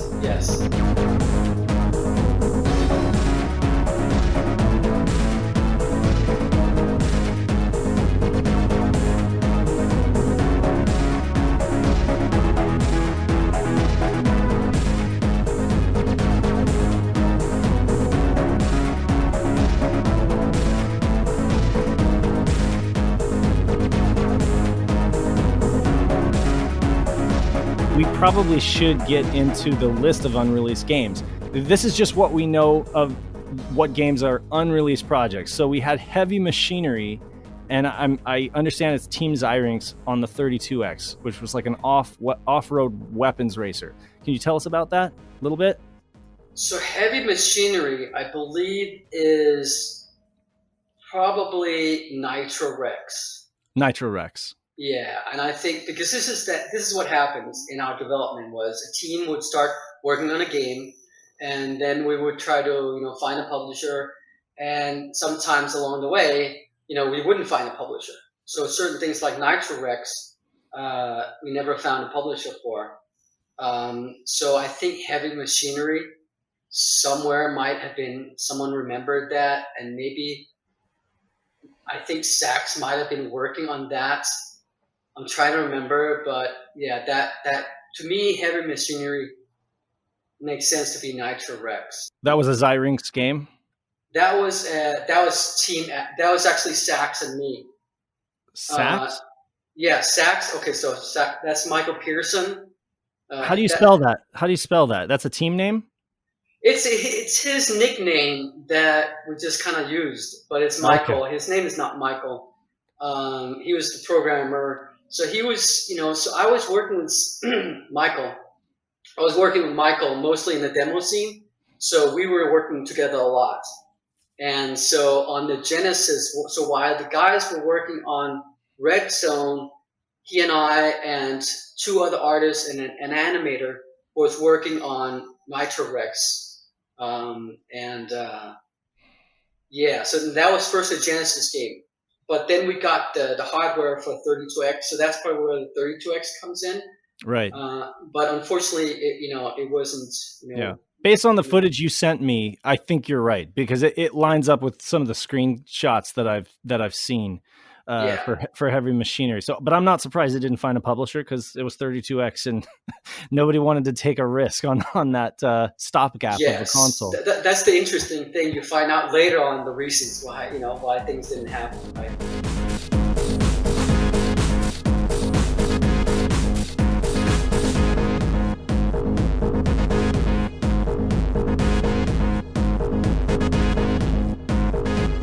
This one I actually have a bit of an interest in X-Men Mind Games by Team Zyrinx on the 32X. So, as for people that don't know, it was a canceled X-Men game that was sort of a over-the-shoulder or like just behind a scroller. So you basically played as Bishop. Basically, they have a demo of it online that I guess leaked online where it looks like a chateau or something, and you're just fighting ninjas and stuff. Yes. So I think this was something that I'm trying to remember. I'm trying to recall here, but I think it was Sega or someone approached us because it was a licensed game, right? So they were coming to us as a developer to make this, and I think this was one of the things that we put together as a demo for them. And I don't think it went any further than that as a demo. Yeah, I think there was a Spider-Man game on the 32X, which also didn't do too well. So maybe they pulled the plug on this because of, it most likely has something to do with the 32X, being the 32X, and then also the other Marvel game kind of failing. Yeah, Probably, but I mean, yes. it's fully playable online if anybody wants to find it. I think it's on several websites. So you can play There's it. An actual playable demo. Oh, that's awesome. I haven't seen it. That's the thing. What I love about the internet is that these things are coming from nowhere, and it's awesome. Yeah, and it's really cool, and that's sort of what a lot of people online, the preservationists, are trying to do, is finding these. I wanted to say thank you to all those guys that are putting the work and effort into doing this, because I mean that is awesome. That's great for history, but I mean it's just great. I love it, and so I want to say thank you to those guys. Yeah, I mean, you guys did so much work, and you there's so many stories. It's like your story needs to be told. And there's so much we're just really scratching the surface here, but it's just crazy. Like this whole company, I'm amazed at like how when you go online and you research Scavenger, you get kind of the same narrative, but what they don't get is like all of everything under the surface, and a lot of the stuff you told us with like the rock bands and everything like that. That's really good insight. I'm really happy to have had this opportunity.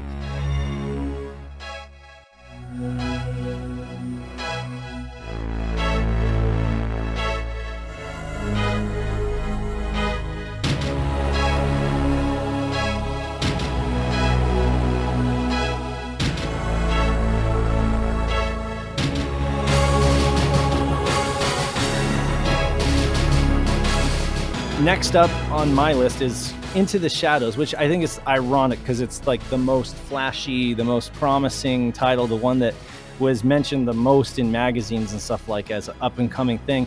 And then, of course, it never saw release. So talk about that a little bit. Maybe you can tell us something we don't know about it. Yeah, so Into the Shadows, the title came from the technology, right? Because it was like the first game with light maps. And again, it was awesome. I think all of us was excited. And the team, basically started in Sweden. So that was Triton. So that was Magnus, Jens, Frederick, Miko, all those guys. And, they, wanted to make this fantasy game, right?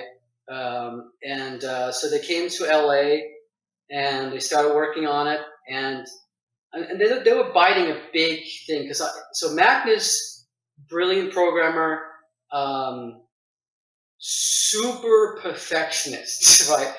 So it's one of those things, and you can see it, right? I mean, you just look at his stuff, right? It's that solid. So so we were supporting them, right? So we got them the motion capture system to Sweden, and then they went to LA, and then they worked on the game and stuff like that, and everyone was super impressed. And that's where it goes back to the E3 of I think in '95. where Romero and the guys from id were looking at our monitors because they were like, holy shit, what is this? Because I'm not even sure if they had lighting at that time. I don't think they had light maps at that time. I think Magnus was the one that did that first. So they were like, okay, we gotta step up our game. Which, I mean, their games are like notorious, right? I mean, they made Carmack is just on that level of just crazy perfectionist to the point where he just holds off games from release. They're the same. I mean, they're the same guy, right? They're these programmers that are geniuses, right?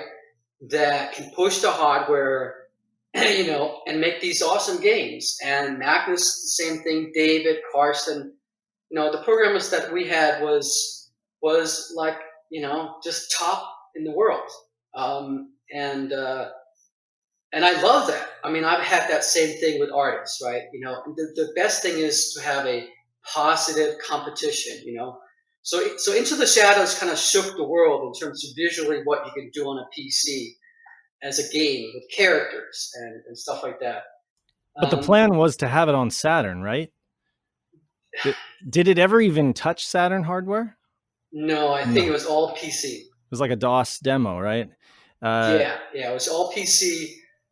And I think that, they were working very hard on it. And it just took longer. It took longer to make. Help me lay this to rest. There doesn't seem a consensus online what it actually was. Like, some people say it was supposed to be an RPG. Some people say it was just a fighting game, basically a really pretty looking fighting game. What exactly was it? Was it a dungeon exploring game? It was, I would say, again, they probably remember it better, but I think it was basically a fighting game, dungeon fantasy game. It was not to be a heavy, like a more minor storytelling. Like a hack and slash where you would actually venture into the dungeon. Yeah. Okay. So not like two people in a room fighting each other. Not like a 2-player fighter. No, I remember we wanted to have the zombies, we have not orcs, right? We had orcs. Right. I remember I started writing a story before it became that, right? So that was the Hunt Down, and that had a whole story behind it. But since the guys really wanted the fantasy, I kind of let them, not let them, but they went kind of their own way in terms of this fantasy world that they really loved. And it's cool. But I don't think that, there was just so much work for them to do, as a small team, so they needed probably another year to finish it, and it just never happened, unfortunately. Exactly. Yeah, I definitely, if it did get released, it definitely probably would have gone on Dreamcast levels, because that game was so visually impressive. It would have to be on the Dreamcast to be able to get that full effect if you guys would have put that out. Yeah, I mean, there's no doubt that we could have ported it, right? But the main thing is to make the first game on one platform and then finish that and then convert it. We actually do have an exe, you could run it in DOSBox with the old IT Into the Shadows demo that you guys showed off at, I don't know, it was the E3 96, I guess. Anyone playing it should go back and play those games at that time to understand the visual difference. Right. Because when I look at it now, I'm like, oh man, that it's like you got like a square head, but. Oh, but yeah, absolutely. With the lighting, well, I know what you're talking about with the textures and the lighting. It just, that kind of stuff wasn't happening, There was nothing like that at all. This was the first thing that actually had, ray traced, lighting in there. You guys did it before Cyberpunk did, so I'm actually a big enthusiast with all those retro games. Like, I have a computer. I have two computers. One to the left of me is my main rig, but one to the right that's specifically for those older titles. So I just really. I really am enthralled with that sort of stuff. Yeah, that's very cool. Yeah. No, it's like, again, every sort of stage in the technology is interesting, because you're sort of seeing what happened. Exactly. So I definitely like keeping connections to the past in that nature, because it helps me realize and appreciate how far we've come and where we've gone from there. Yeah, totally. Oh my, it's amazing. I mean, it's totally amazing.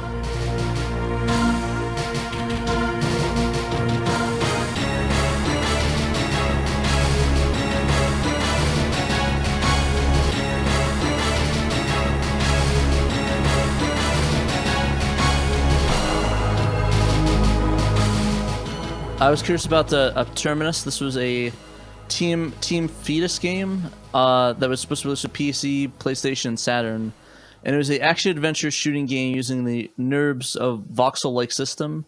I was wondering if you could tell me a little bit about that title. Yeah, so that was Sax. So I think we had problems with the Nitro Rex, getting published. And it was sort of like, we had the levels, the game was there, So Sax moved on, and I was busy with doing other things, Liverpool, London, but stuff like that. So Sax got some artists with Sax, Darren, a super talented artist, Damien, also very talented artist. So they started working on their idea of Terminus, and what they liked, right? And to give you an idea, we were in LA, and these guys, all of the guys, Zyrinx, they all went to night, clubs. I mean, they went night, into the LA night scene, right? So they would program and stuff like that, and then they would go to the clubs, and their whole schedule. I remember, they would wake up during the day, 4 p.m., and then they would work all night into the morning. But yeah, so Terminus had that club feel, right? So they wanted to do this game with kind of sexy adult type. What kind of feel did you say? Like a goth feel? What did you say? Yeah, goth feel, like Goth, okay. Adult themed. I mean, if you look at Terminus, there's a video in there from our booth, so you'll see some video from the game. But it was adult themed. The girl was really sexy and stuff like that. Which then later turned into, because that was sort of like, as they was working on this game, then that's when Scavenger came into trouble, and Sax, I talked to Perry, Sax talked to Perry, or Michael talked to Perry, and basically they went to Perry and Shiny, and they turned it into they brought the engine and they made it into Messiah. But the engine was really interesting because Michael had this idea of tessellation, which is sort of like basically, at that time you could almost have no polygons on the screen. So depending on how fast your machine was, he was sort of eliminating it. So he was adding more polygons to it. So because of that, okay, so good if you had a good machine. I'm skipping ahead to a question that I had at the end, but I just wanted. Okay, so the information that I had regarding Terminus was that it was Team Fetus, but then the game the game became what would end up being Messiah, which was like a big AAA title released on PC. Now, I also have during my research, I found a reference for a team called Team Messiah. Was there a Team Messiah, or is it just the game? And it was listed as Jen Schmidt, Darren, Herbert, basically Jens, Darren, and Michael. Were they Team Fetus or were they Team Messiah? So I'm gonna get confused here too, because there was, we had Denmark, we had Liverpool. So I don't think there was a Team Messiah. I think people are confusing it with the game that they ended up putting out, right? Yeah, I think they're confusing that, but I could be wrong. But okay. Jens was not part of the Terminus. He was part of Into the Shadows. Okay. Huh. Yeah. So see, that's how much misinformation there is online. It's just hard for me to remember some of the details, right? So it's just but yeah, that became Messiah, the game. Okay. Yeah.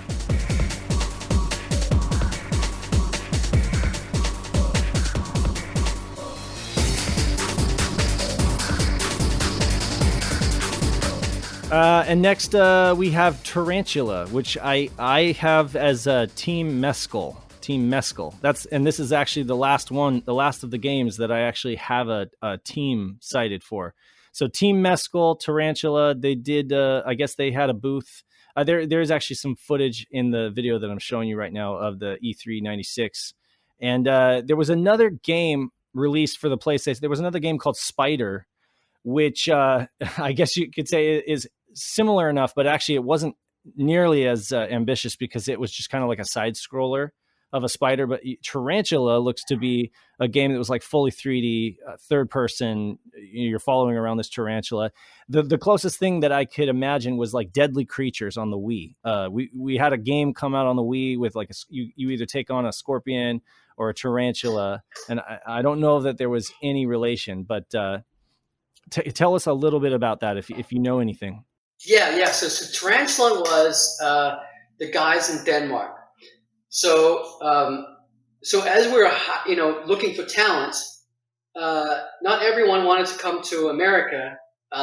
So we opened an office in Denmark first, and then later on we would move that office to London because there was much more talent in England than Scandinavia. I mean, there's a lot of talent in Scandinavia, but at the time, England was the place where all the guys with experience was, so we were like, later we turned it. But Tarantula was made in Denmark first, so they started in Denmark.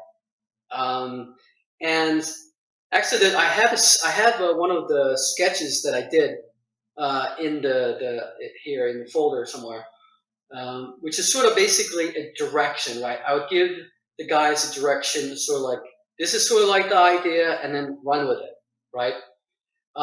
So what was fun was we had the guys, again, this is the thing, we want to have fun making games, right? So we had the guys actually get a tarantula.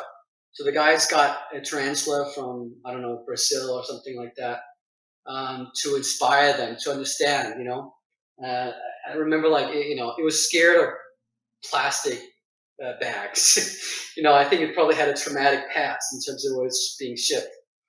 But yeah, that was the game, and again, we wanted to make a game with a spider, that you could be the spider and you could,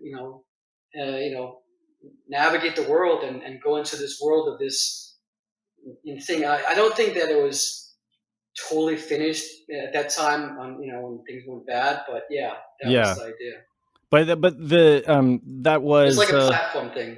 That was PC, PSX, and Saturn. I'm guessing that it probably only made it. It was PC, yeah. I was all developing on the PC. Developed on the PC, and it probably never made it over to the 32-bit hardware.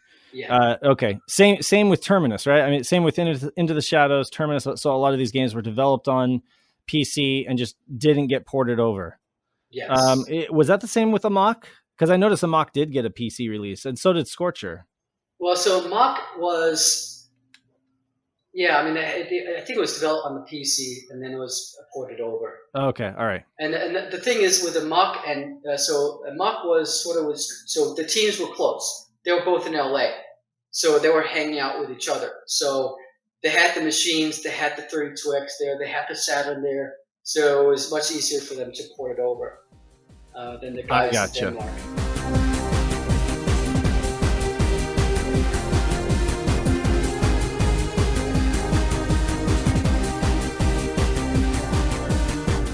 Next we have is Mud Kicker by an unknown team.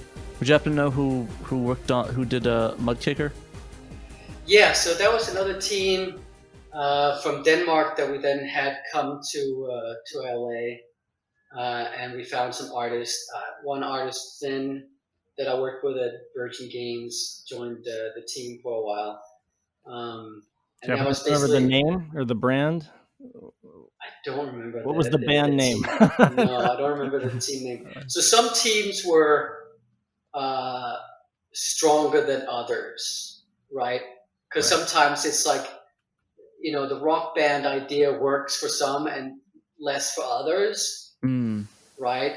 When you're already friends and stuff like that, those were the stronger teams because they were already friends and stuff like that. Where some of the so that's where the challenge with Scavenger was to organically. We were trying to do this thing, right? But some of it was organic and some of it was not, right? So some of the times we would bring people together, and so I think those teams were not as solid. I mean, some of them, I don't even remember their team names, Right. And I mean, I guess like they would show off the games at a convention, or maybe E3 or and the farthest they would end up is like in the French Games Press because the French, they really like to report on obscure stuff.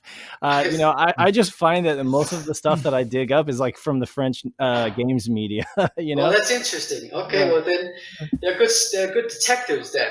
Yeah, I guess so. But yeah, they would just report on anything and everything in their gaming magazines, and that's where a lot of this information comes from, Oh, that's awesome. That's awesome. Yeah, because I mean, it's hard to me to remember some of the things. You had Mud Kicker, right? Which was like this off-road sand buggy racer. I want to say the cars almost look like Volkswagen Bugs, the kind of sand buggy deal. But at the same time, I've got this name that keeps coming up. It's 4x4 Frenzy. It's the same. It is. Is it the same thing? It's the same. Yeah, it was like the name was kind of like going back and forth. What were we going to name the game? Because that's listed as a monster truck racing game, mentioned in Scavenger's Moby Games profile. But then, okay, so maybe it started out as 4x4 Frenzy and then became Mud Kicker because it seemed closer to completion as Mud Kicker. And there were screenshots, where I can't find any screenshots of 4x4 Frenzy, but no, I think that we like the Mud Kicker better. I think that's the last name we had. Right? But Mud Kicker was a part of that GT contract. Yes. Okay. All right.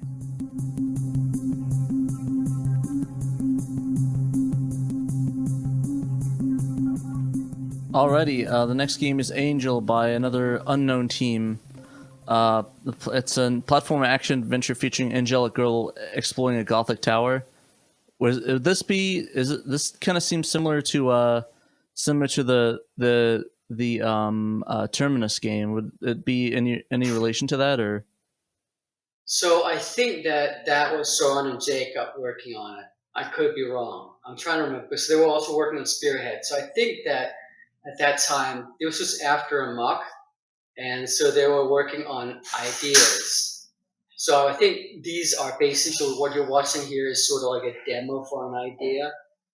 It's not a game that's nowhere near completion at all. In that E3 though, in that '96 E3 demo, it like does those quick cuts to like each thing. It's very '90s. Yes. You got the MTV vibe going on there, but it actually does list the title for Terminus. Proper title for Terminus, but it also lists a title for Angel, which I think is why people have that distinction that they're two different games.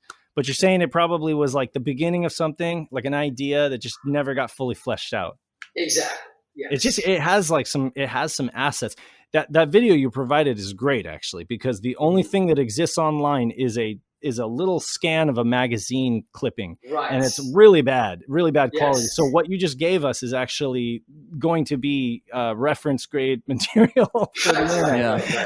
Yeah. Okay, so Angel, again, you don't know the team. Can you venture a guess of the team, or was it there was no team? I think it was Soren and Jacob, but I could be wrong. I'm trying to remember, but I think that they were so this is the thing, guys will work on something and they're like, let's try this. Because there was a lot of playing involved, right? It's a little bit like the demos. It's like, let's try this. Oh, this is cool. Or a programmer would have an idea of something that's a game mechanic, and then they would go with it, and the artist was sort of like, oh, what can I make around this game idea, right? So it reminds me a lot of the homebrew scene that we're experiencing today in Saturn homebrew. It's like, for better or worse, because they'll come up with an idea for a game and they'll see it through to like a rough demo, but then they switch gears, or something else interests them. And it just it kind of ends up sitting there, a lot of these demos, a good case in point is XL2. He's an pretty much like the cornerstone developer for the Saturn right now. He's doing really crazy stuff that like Lobotomy used to do. Oh, I'd love to see that. Yeah. Oh, sure. I'll send you a link. He has a first person shooter with 8-player deathmatch. He's got some lighting effects and everything like that. He's doing all the same kind of stuff that Lobotomy did. Definitely, there's an influence there that's obvious.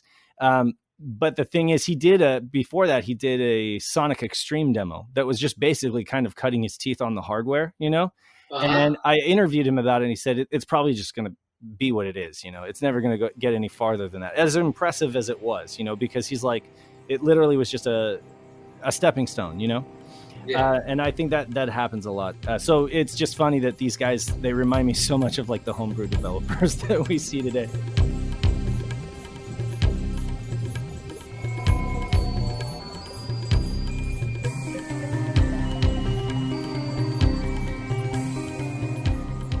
So the next team is going to be Aqua, which is another unknown team. It's a action-adventure underwater exploration of sunken Mayan city. So yeah, so that team were another team in Denmark that was working and doing the Aqua idea. So again, that was more like an adventure Aqua thing. I remember them having a challenge game-wise, trying to come up with missions and stuff like that in the world. And also trying to make an open world that was, tough to do at that time. So, but yeah, so that was in Denmark. That was a popular genre in the mid '90s. The whole, scuba diving thing. I think it was a Hidden Treasures. There was some kind of game on the PlayStation that did pretty well, and then there were like several like derivatives, in that same vein. But yeah. So the only information I have is that and Angel were actually planned exclusively for the Saturn. From what I gather from news press, but I mean that could be totally wrong. Yeah, well, in that video there is something from Aqua, so you can see that they got some. Yeah. Yeah, I mean, and it looks like it could be running on a Saturn. I mean, the graphics are primitive enough that it looks like it could be running on a Saturn. Yeah, no, I think we definitely could port it to the Saturn again. So each team would sort of have their own programmer, and he was doing his own thing. So for every team had their own stuff pretty much. Okay, so so you got to help us fill in the blanks, because next up I've got like several games where I have literally nothing to go on other than a name and like it was mentioned in an article. So Pyro, does that strike a chord? So Pyro was being a firefighter type of game. I was trying to find some of the designs and we had here, or I have here, but I don't remember too much about it. I don't think that it was more than just basically ideas at that time. But I in the folder I gave you some where you can actually see some designs. You have Tarantula. Yeah, cool. I was trying to find all of them. I can't find them. But if you 5 years from now are going through and throwing stuff out and you happen to find it, you have my email. Okay, got it. Okay, I'll send it your way. All right. Next game is Gemini by another unknown team, and it's nothing. It's just a name at this point. Yeah. So I think Gemini was the same idea, right? So again, you can see you can sort of see the brands, right? We're trying to go after a certain genre. Right, so Gemini was going into space. So and there's been some great games since then that went into space, but that was the idea: go into space, be an astronaut. First person, third person, action. I don't remember. I think probably third person. First person. I can't remember. You can't remember. Okay. All right. I won't. We will always try to do third person because we like to show the characters. Right. Yeah, that is true. Even with your racing games or with the Into the Shadows, or all of them do kind of are kind of third person. Yeah. I don't think you guys did do a first person game. I don't. Scorcher can go into first person. Oh, right. This is true. Yeah. Yeah, but other than that, it was all about storytelling, so that's why we wanted to do that. Exactly. Okay, and then we have Sniper. I think I saw the name Sniper mentioned in that video you sent over. Does that name ring a bell? Yes, no. I remember the list that you sent. And some of the things are, it was Spearhead. It was Spearhead that was mentioned prominently in that video that you sent. And there was some footage there. Spearhead was like the Marble Madness type of, I don't know, it was like you rolled up into a ball. And I think that was sort of similar to the Angel game. And I think it was Soren and Jacob, putting some ideas together. So Soren, what's Soren's last name? Hannibal. Okay, so Soren and then Jacob. Anderson. Anderson. Okay, so those two guys, they were like the idea guys. They were just like, okay, we have all these other. Yeah, they were one of the teams that were like, very, and Mock was. They were doing things fast. Like Soren was super fast, and he was also really good with game dynamics. Maybe that's why these games don't have that kind of information online, because I think so. Because they're throwing ideas at the wall to see what stuck. Yes, and I think that's what makes Soren such a great game guy, right? Because he comes up with an idea and he plays with it, right? So I think that this is them playing in the sandbox with ideas for games. Basically, Spearhead was the whole idea of Marble Madness, which we all loved, and making a game into it. And then I think Jacob brought in some storytelling to it. So I think those are sort of like a mashup of games, and then try to see which one did they feel strongest about. But it always had that really gritty, kind of dark, edgy kind of cut to it. Like all of your games did have that almost cyberpunk or dystopian kind of edge to it. So even that one, you were like some kind of futuristic commando with a sphere suit, and you'd morph into a ball, a la Metroid or something like that, to do these like puzzles or whatever. Yeah, I mean, you can kind of see a Muck. If you look at a Muck and Spearhead, you'll see the similarities. Yes, definitely. And the color palette and everything like that. Yes. You guys definitely leaned into those like earth tones and that kind of dark, grimy, which is cool. It was a look, it was an aesthetic that kind of characterizes all of your games. Yeah. We had some teams that were a little lighter. Aqua obviously. Yes. Yeah. Well, Pat, take the next one, because this is going to be one of those exceptions, I think. The Spanish Blood, right? Spanish Blood. Yeah, Spanish Blood. So I don't think that we got a team going on that. Well, you had screen. So this is one of the games that I actually was able to dig up several screenshots of.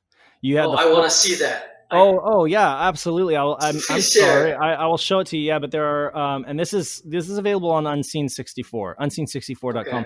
Okay. Spanish Blood was like I don't know. You had a Spanish galleon, like the entire ship was rendered. It looks like it's running on the Saturn. It's pretty janky. Like the polygons are pretty. It's jumping all over. Well, just it's low resolution. At low resolution, the textures are a little crisp, and it looks like it easily could be running on either a Saturn hardware or just Windows at a really low resolution, So. Yeah, so maybe this is where my memory is failing me. So we had some guys in Liverpool as well, and they came from the game development side. So they came from Psygnosis, and they were working on things, and I'm trying to remember.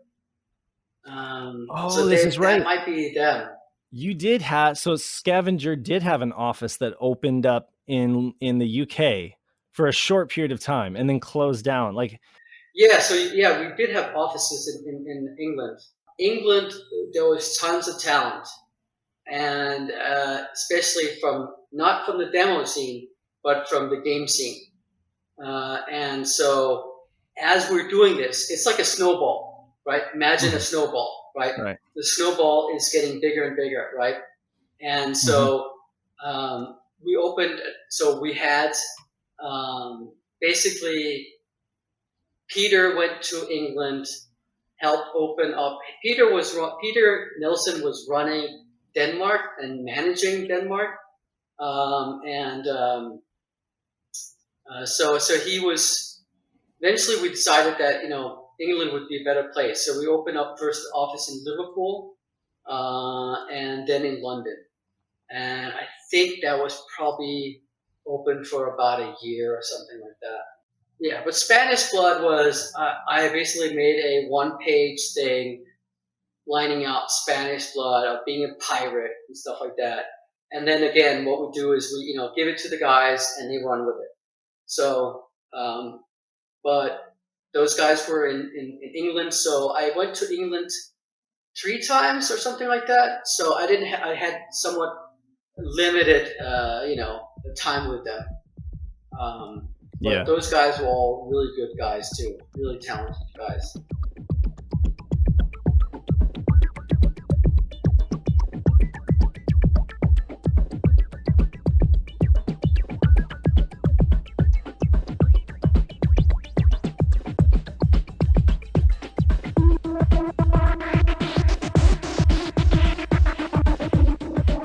The last game is Vertigo. Now, the only thing I have listed for this, it's listed or cited in a class action suit against GT. Now, that confused me because you guys only had 4 games that I knew of in the GT. And I guess we need to wrap and talk about GT a little bit. Sure. But basically, it's my understanding that when things went south with GT and they withheld payment, and you guys said, well, wait a second, maybe we didn't deliver all 4 games, but they didn't pay us for the games that we did deliver, and so you guys were kind of held up until they ended up losing a class action lawsuit with some other companies. And it was that class action lawsuit that seemed to tip the scales in your guys' favor, because once they came down from the class action lawsuit, then it was like all these other companies were basically awarded their case, because they say, okay, they obviously were doing some shady stuff, but Yeah. essentially it was Vertigo was a title listed in that class action lawsuit. Yeah, so I think that we listed all the games that we were working on and starting on, because basically in terms of the lawsuit, what we lost was not only the games, we lost the future of Scavenger, right? We lost the ability to continue with all the teams we had going.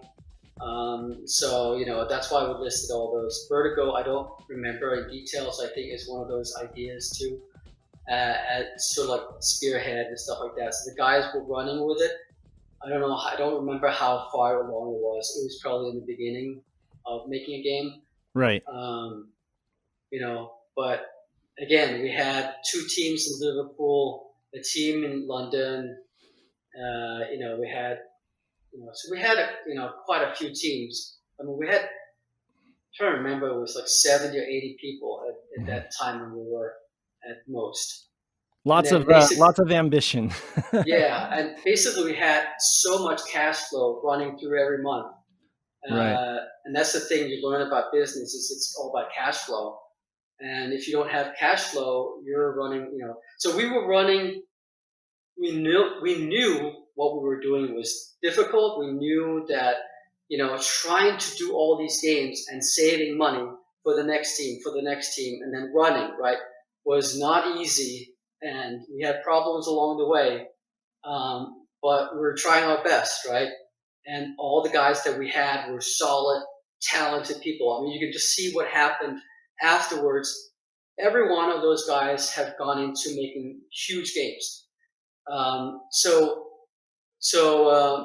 what happened with GT was basically that they were owing us a payment after the Gold Master. And so we were calling them saying, okay, well, you got the Gold Master, you got Amok, you got Scorcher. We're working on the other 2 games. When are you sending that? That is due.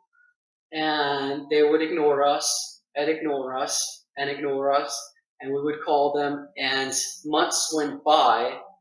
And as months went by, our bank, balance went down, right? Because we're running all these teams. And at that time, Daniel had, he has an uncle, John Small, who's like a music video director and stuff like that. So he sent us money to continue, to sort of like a bridge loan to make, to until we got paid from GT. And I think it was it from August, October, November. So you have all these months, and it's like boom, boom, boom, costs coming in, giving to the teams, blah, blah, blah. And then I remember the discussion basically we had with GT. Daniel was on the phone, and he's like, this is November, you guys are way, way, way late.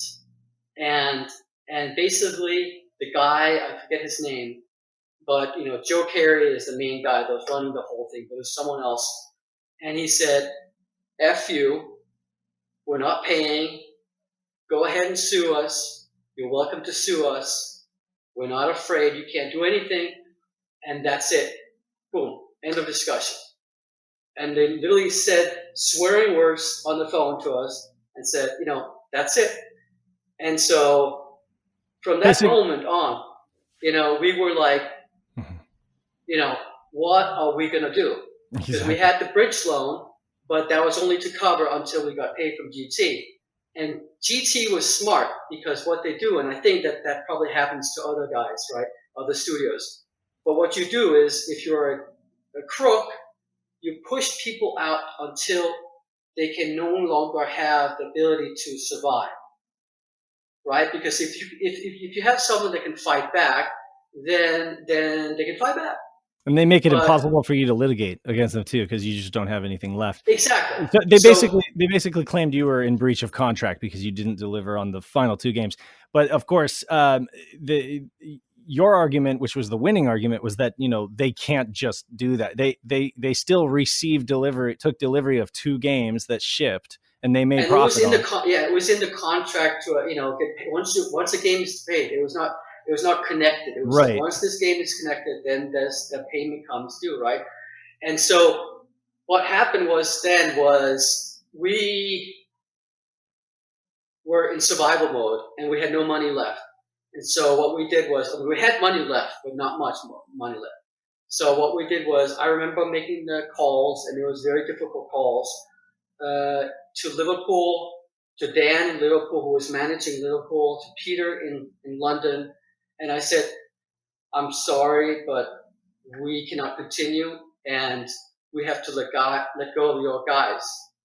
And so what we did was we paid everyone another month of salary. We told them, keep your computers, your games are yours, so you can continue with the games if you want to continue with the games. But we are not able to continue with those offices. And it's really, I mean, as sad as it is, it's really cool that you did that and gave them an opportunity to survive and shop around. And I think some games like Terminus that became Messiah, that helped them out a lot. And I think it really goes to show the mentality between you and GT. Well, GT were all about the money. You were about business, but you were about pushing the people. It's just 2 different mentalities. To be successful. We were the same people, right? I'm an artist. I make games, right? It's like we wanted these guys to make awesome games. Mm-hmm. And so, the fact that we couldn't support them any longer meant that we hoped that they could find another home. And some, like you're saying, like Messiah, found another home, right?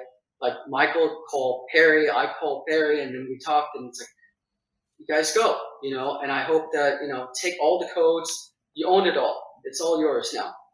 But it was tough. And then what we had to do was we took our core team, which was Zyrinx, and we went to New York, and we tried to build it up again. But by then, our reputation was gone.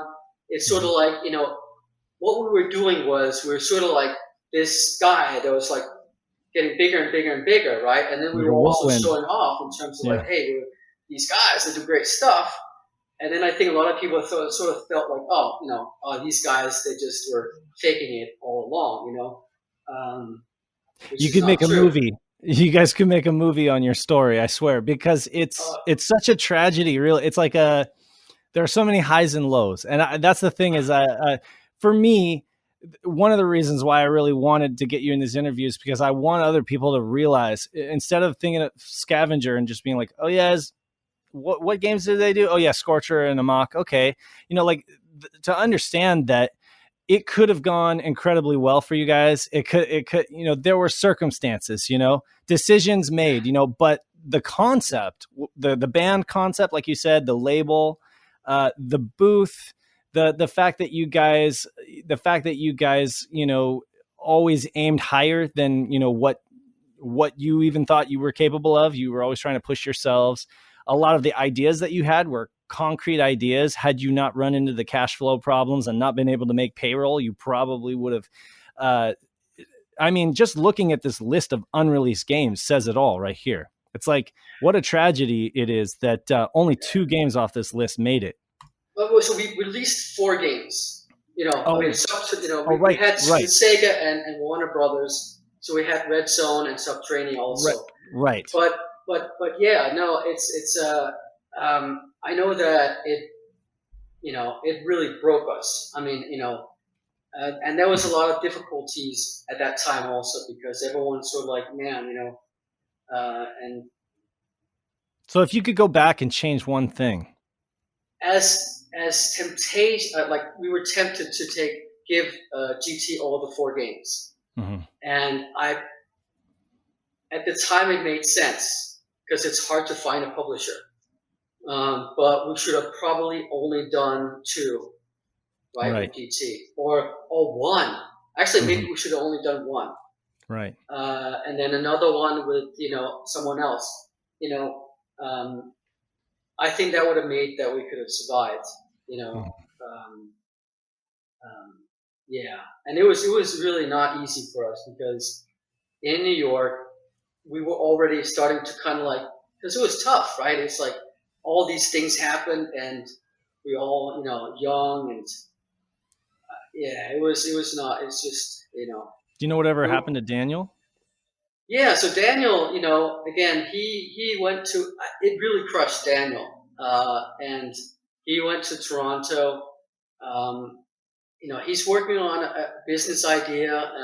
Right now, I went to see him in Toronto 3 years ago, and I miss the guy. It's Mhm. like it's like sort of like I don't know how it gives you this feeling like you're like been to war or something like that. You feel like you're buddies, and then but yeah, it's just, unfortunately, I couldn't start the thing at the time with him at that time. I still would love to work with him again. But yeah, I mean, and he went through hell during the lawsuit, by the way. I just want to say, we couldn't find any lawyers. GT put on a top lawyer, like top, like 500 an hour lawyer, full time with our case, and we're just overwhelming our lawyers. And with the first lawyer, I just will tell the audience this, because in case you're looking for a lawyer or something, watch out for the lawyers that are just trying to get basically a down payment.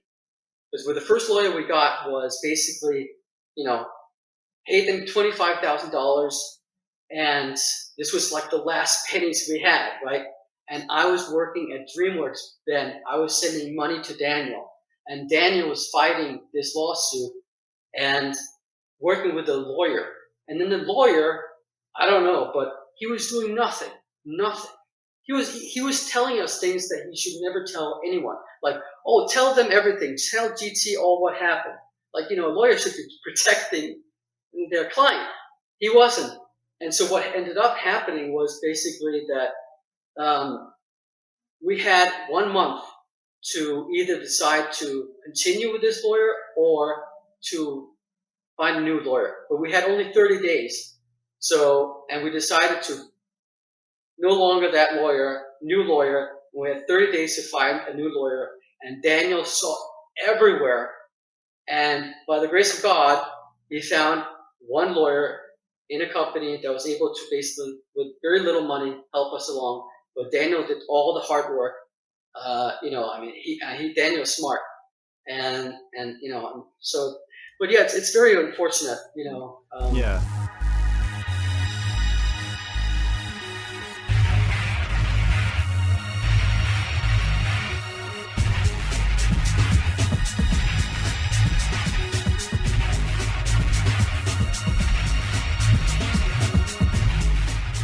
The happy ending is that I guess the silver lining is that they did end up having to pay you guys, and yeah, it's a small consolation considering the company had to close its doors, but at least and I just want to say we never went bankrupt.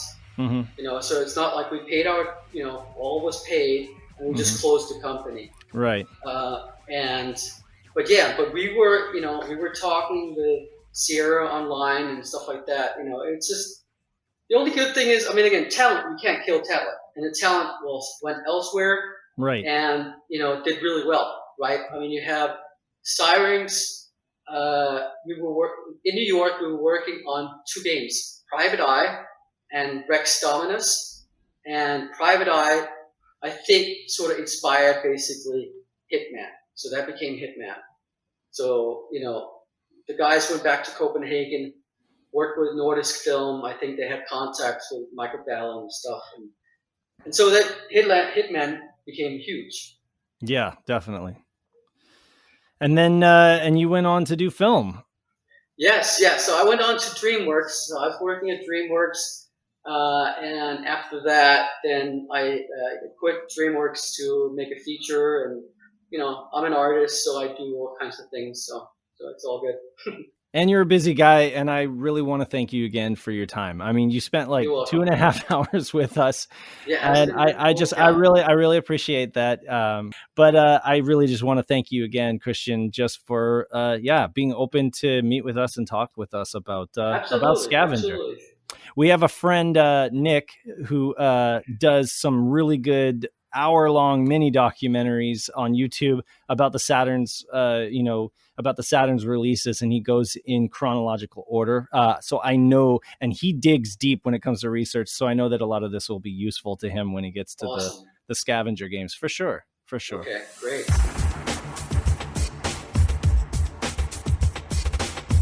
Until next time, for those listening, that this has been Christian Laursen, co-founder of Scavenger Inc., right?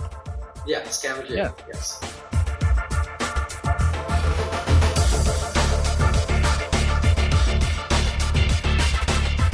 We will probably try, you mentioned that we should follow up with some of the developers. So if you have any contact, if you have any contacts for that you want to put me in touch with, I would definitely love to reach out to individual developers, because we can get in more of the nitty gritty stuff. But I feel like you were able to give us more of like the overarching story. Well, thanks again, Christian. Okay. Thank you. Thanks, guys.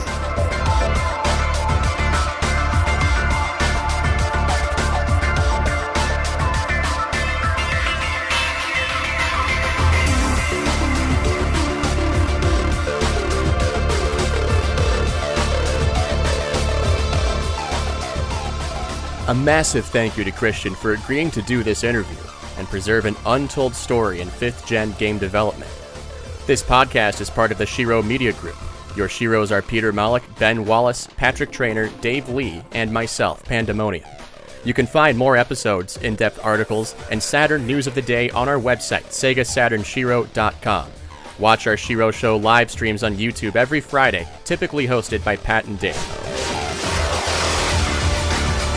Our efforts are made possible by Patreon supporters: Emerald Nova, Cien Yuen, Ian Keg, Super Dimension Century Orgus, Mamdo Mador, Humanoid 70, Barry Finlayson, Jesse Hurley, Rab Mack, Faux Macho, Derek Pascarella, Man of Stone 17, Tectonic Improv, Tom McComb, Shadow Mask, Private Eye, Nikita Sokolov, Young Money SWE, Anthony Randazzo, Retrospectors, Craig Jolly, and Pink Jellybean, along with all our other supporters. Thank you for listening, and remember, you must play Sega Saturn. We're probably, we'll definitely edit probably a lot of my waffling down, but it's going to be like an exclusive.